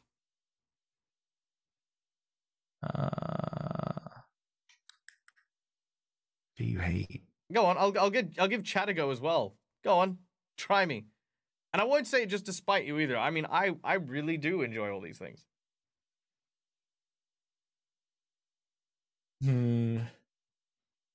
What's something that's made DAG angry or upset? Lots of things make DAG angry and upset. All right. Well, while you're thinking about that, I'm gonna read the next question while you're thinking on that. All right. Question from Raylan Hood 16. When building encounters, do you usually build in non-combat solutions for your players? Do you try to balance your encounters? That's two questions, but I will answer both of them. Well, wait, can you read it again? I think the first one. Actually, let's start with the second one. Second one I think is easier. Do you balance encounters? Straight up, sometimes. I caught your stream the other day. Which one? You were talking about combats. You're like, I don't track HP. I don't worry about dice. I serve the story. And whatever happens. They're there just for whatever. And I'm like, oh, man. It is very much so. The thing is, right, for me, the stats are as loose in terms of the rules as I think the rules should be, right? Like, the hit points are a guideline, but not a definitive, that is precisely the point in which this creature dies, right? Same thing with everything. Balance is annoying for me, because dungeons should not be built going weakest to strongest in terms of like, oh, I'm really glad that we gave the hero everything he needed to level up to be just strong enough to beat the villain at the end of all this. I believe that unbalanced encounters should happen, because they should be a deterrent. There should be lots of moments where they're like, you have gone and stuffed up. This is a bad way.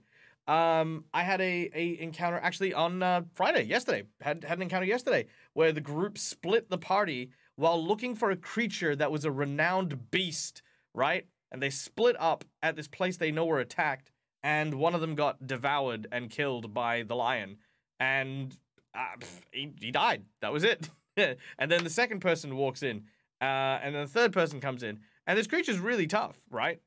They fight it for a couple of rounds, but it killed two of them, and the other guys ran off and escaped. And then when they thought that they got away, that's when I revealed there were actually two of them, and they started chasing them. It was based off a movie, Ghost in the Darkness, which is an amazing movie with Val Kilmer and somebody else who I can't remember. But there were always going to be two lions, right? Like, that was the big kind of plot twist there.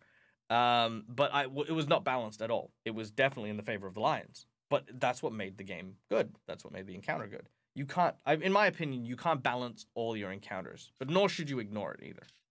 What about you? Should you balance your encounters?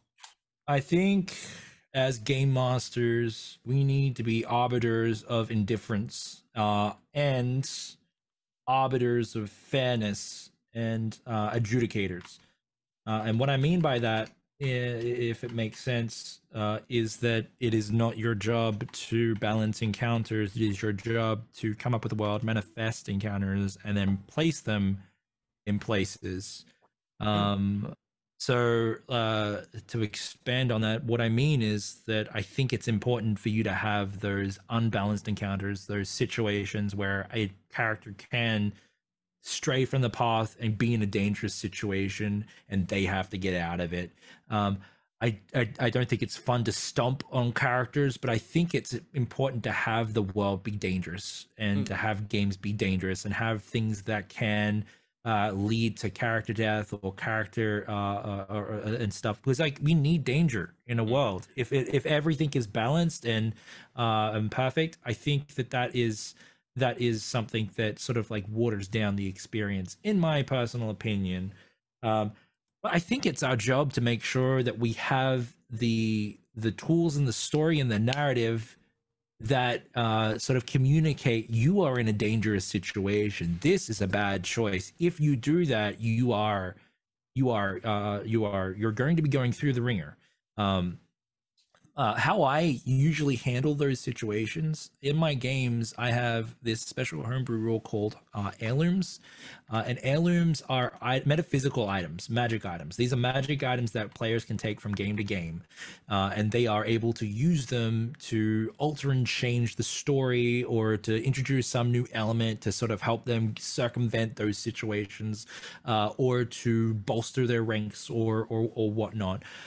It's fun. It's in theme and brand of my, it's in like sort of like, I love celebrations, so I give rewards at celebrations, whether that is finishing a campaign, we go out for dinner for someone's birthday, I gave away a heirloom magic item at my wedding with my dear wife M, and these items all come into play in our games, and they can carry them from game to game.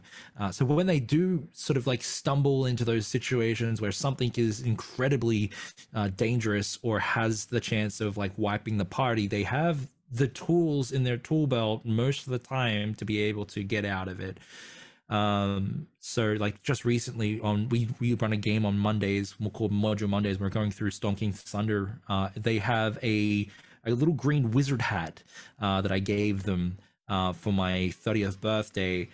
And essentially what it does is it gives them the ability to summon a epic level wizard known as the Green Wizard, and the Green Wizard is a self-insert of mine. They summon the Green Wizard in, and the Green Wizard may or may not help them depending on the situation and the story and whatnot. And they use that recently, and they can only use it once a year, and it recharges on my birthday. So they summon they summon the wizard, and the wizard will be like, "Hey, what's going on? You need help with this? I don't know if I can help you, because that might change the course of fate and whatnot." And so like there's all this like wizardy stuff, but the wizard decided to help. And they were in a deadly encounter. They were 3 characters down. They had 1 character still up. It looked like it was going to be a very bad situation for the party. They summoned the wizard. The wizard helped them out, because the wizard had promised to help them further in the story, but they decided to use the wizard then and there. But I will say this: it doesn't always have to end in death. So if you have an unbalanced encounter, you can always think creatively of how to continue the story. Death doesn't need to be the situation that happens when they're knocked out in an encounter. You can explore some very creative sort of avenues with that danger. So you don't have to it doesn't have to end the story. It just means the story moves on in that direction. And my final point on that, because I'm just tangenting at this point, if a character dies, you can introduce the experience of what happens when the character dies. Or, in the case of what was going to happen when this is a little peek behind the curtain here, or behind the GM screen here.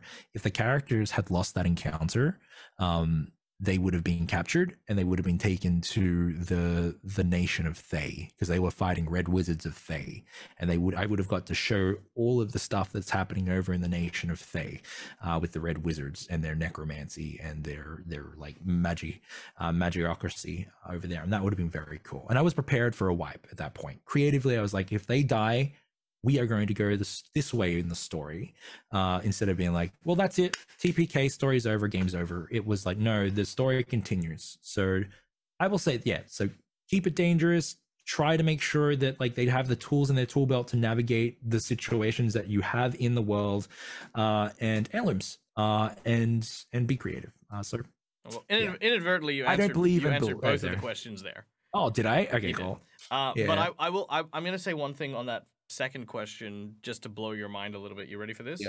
Yeah. Another element to not balancing encounters, or to being okay with not balancing encounters, is to actually create encounters that the party will stomp on. These are massive moral boosts, and I highly recommend you do them. Like, if there is a reason why the group should be going up against like a group of people that they can one-shot, 100%. If you've just had like a really, really rough period for your story and you can sense that morale is low, Give them something that they're going to be able to sink their teeth into, something with no big overbearing repercussions, and just have them have at it. Or even if you want to, have some big repercussions that they can just have a win for.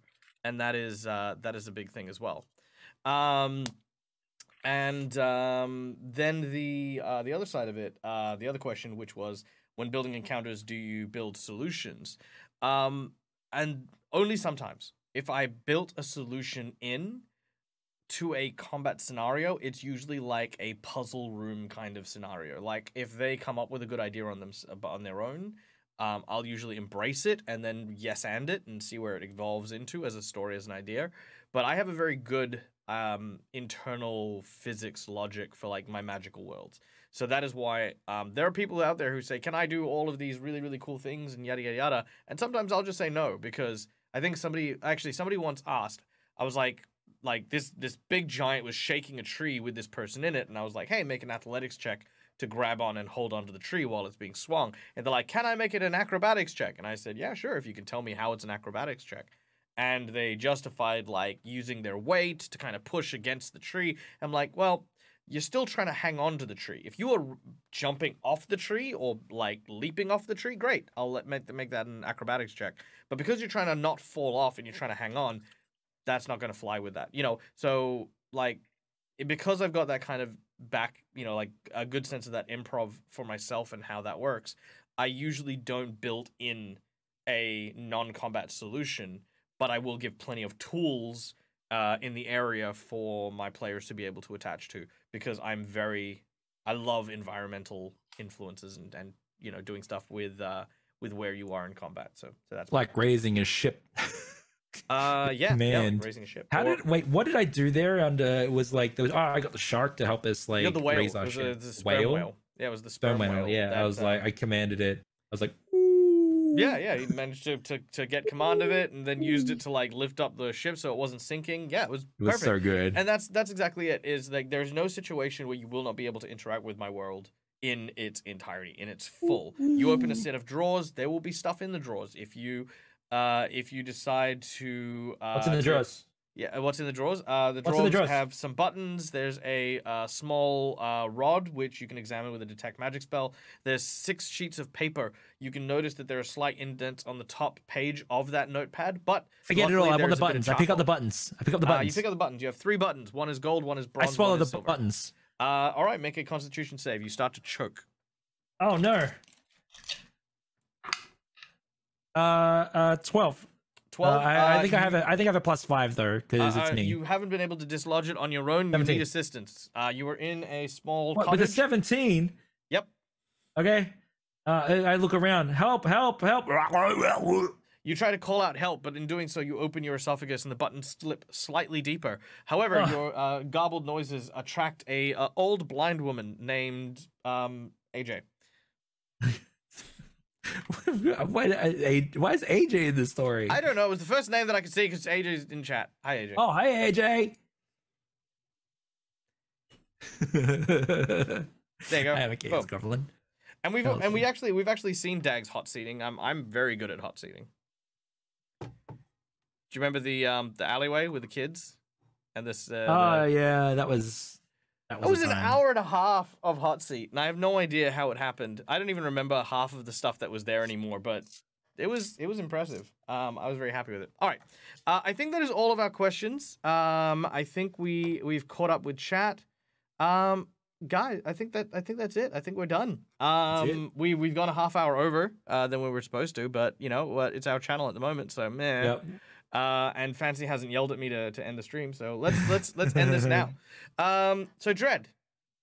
Yeah. DG. Yeah. Big DG Dreaderino. Tell us where people can find you and what you got coming up in the pipeline. You should go follow me on Twitter, because I do tweet there every now and then. I actually try to tweet there a couple of times per day. Go over there and follow me there, because that's where I try to make announcements there. Head over to my Twitch channel. You'll definitely be able to catch me at least once a week, and I do pop-up streams at the moment throughout the week when when I get a chance to sit at the station. And while you're over there, you can also join in the Discord as well, where the announcements definitely go up with whatever I'm doing. What's coming down the pipeline? We have a bunch of shows that I've got planned, and I'm getting ready. I'm speccing all out now, and I'm reaching out and I'm talking to people and making it all happen. So that's happening.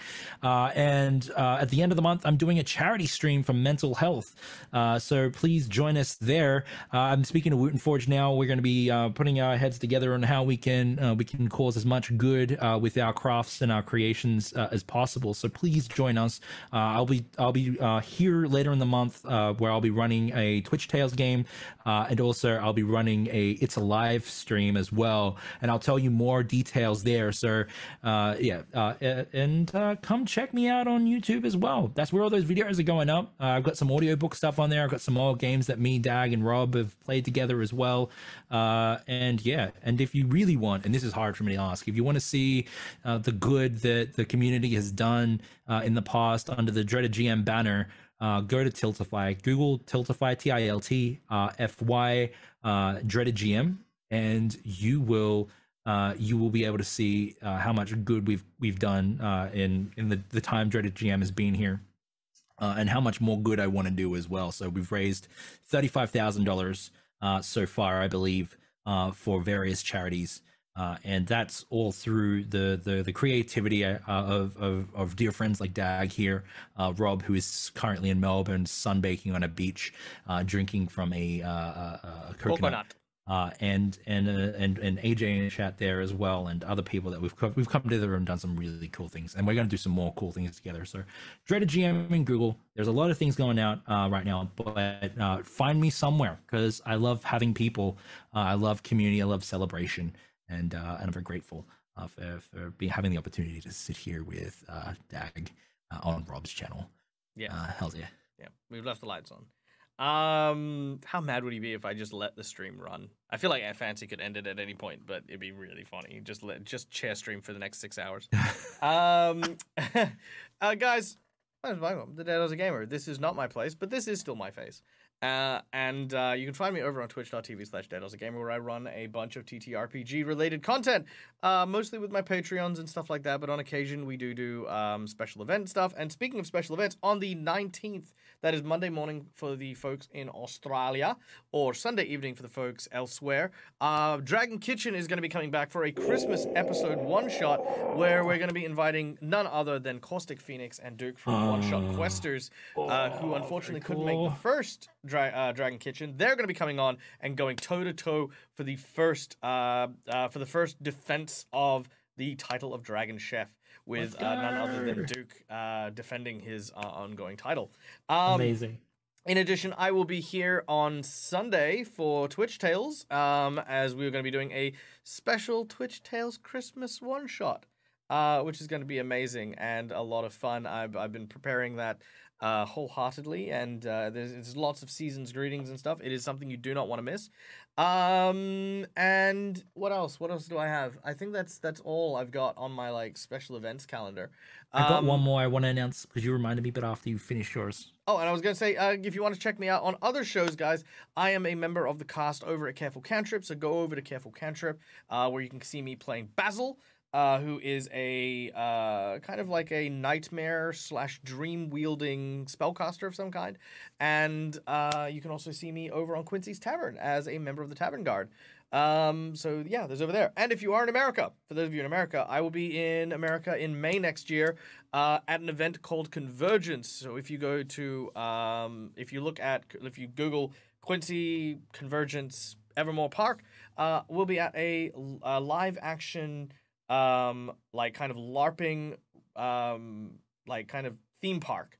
And Quincy is building Quincy's Tavern, and I will be there in America, shaking hands and pretending to be my characters and playing games and doing cool stuff. So if you are in the area and you want to go, then go check that out. Buy your tickets now, because the VIP tickets are all gone. And there's now just the standard admission tickets, but those are flying fast as well. So if you guys do want to come see me and hang out in person and stuff, then yeah, go check it out. Cool.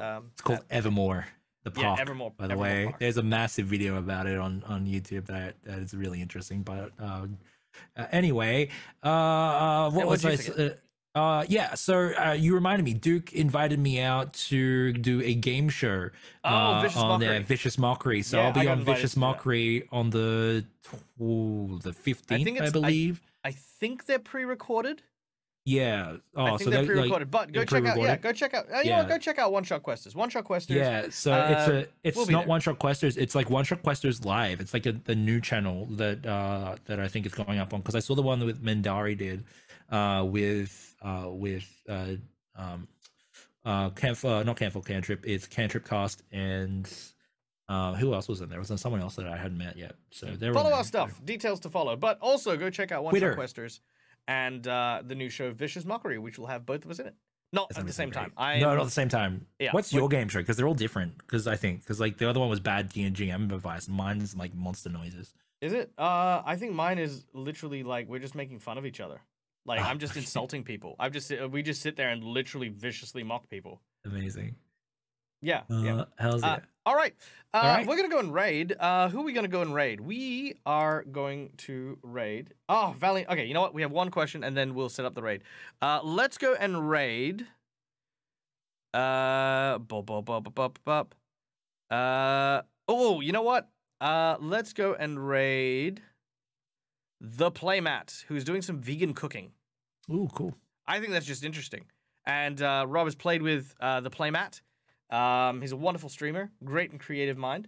And he hasn't invited me to play yet, but, you know, just saying, Matt, if you're watching, just Dead Aussie Gamer. I've got my CV out on the internet. You can you can invite me too. Yeah, this is awkward, but you can invite me too, man. Person. Look, just get me. It's fine. No, you don't need DAG.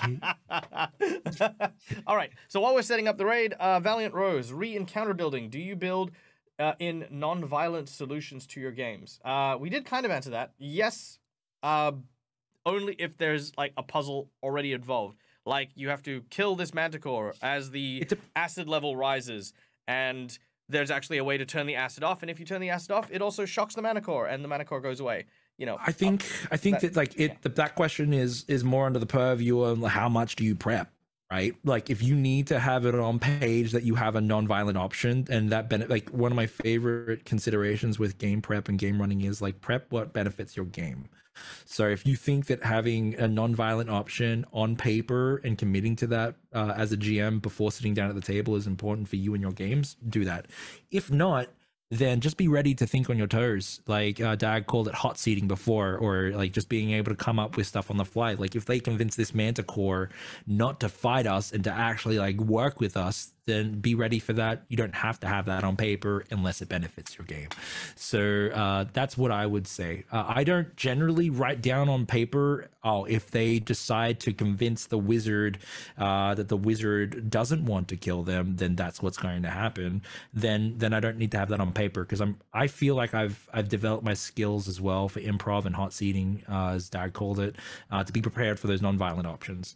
But you might want that. I will say that like it's very interesting to have those non-violent options too, because I did that in Curse of Strahd. I had a episode or an arc called Interview with the Vampire, and Strahd tried to non-violent diplomacy the characters out of fighting him, and he managed to get half the party to side with him and not fight with him, because it's best served them to side with him, and that was interesting as well. So non-violence is actually a great consideration.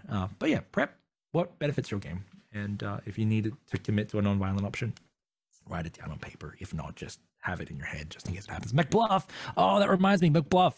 You were talking, Dag, you were talking about, just one last tangent. You were talking about us as the three different people that we are in our group. Have you got that picture from McBluff that McBluff drew ages ago of the three of us? Because that's like one of my favorite pieces of art. And I love the fact that all three of us are on there. And it explains everything. I wish it was colored, and I want it on a shirt because I would wear it all the time. Oh, it's so good. I think I've got it somewhere. Let me poke around and see if I can find it. Yeah, we're just finishing up. We are indeed. All right. Oh, show this art piece from McBluff. Well, buy me some time, mate. Hi, hello people. Thank you for the awesome stream. Let's thank Rob for allowing us to take over the stream, even though he didn't really have a choice. We were going to do it anyway. And also thank you to Fancy and the mod team as well for helping us put this together. This isn't an easy ordeal, and it is something that you guys are doing a hell of a lot to help us maintain and keep in track, and Fancy's being fancy and doing fanciful things. So big thank you there as well. And also a massive thank you to everyone in chat. Thank you so much for everyone that came out and hung with us as we discussed everything and anything. We appreciate you and your support, and thank you so much for supporting Rob, our dear friend. We love Rob so gosh darn muchly, and we want to support Rob however we can. You know, those subs, those bits, those donations, they all go to a good place. And Rob is an amazing person to open up his space and his channel and his community to not only get eyes on the people he cares about and wants to see grow, but to also, you know, give you guys something new that you haven't seen before. It takes guts to do what Rob did, and we appreciate it. We love Rob. Do you need more time? I can keep preambling. If you're muted right now, so you need more time. I can keep going. Look, I tried my darndest. I couldn't find it. I'm going to find it. I'll put it up on Instagram. Yeah, put it on Insta. Yeah, there you go. Put it on Insta, and then shirt. We want it on a shirt, because that would be dope. I might or might not be working on a merch store. Just, you know. Ooh. I say might and might not, basically because I'm so. I have some new merch that's me and Emma designing now. It's really cool. Okay. So new merch for 2023 as well. All right. So guys, we're gonna leave you and raid into the playmat. But thank you so much for joining us. We hope that you have a wonderful day. And we're just gonna go. All right. So, bye. Whoa! Look at the names of all these cool people supporting me. If you want to see your name here, check out my Patreon. There's a lot of cool perks on there for you. You'll enjoy it.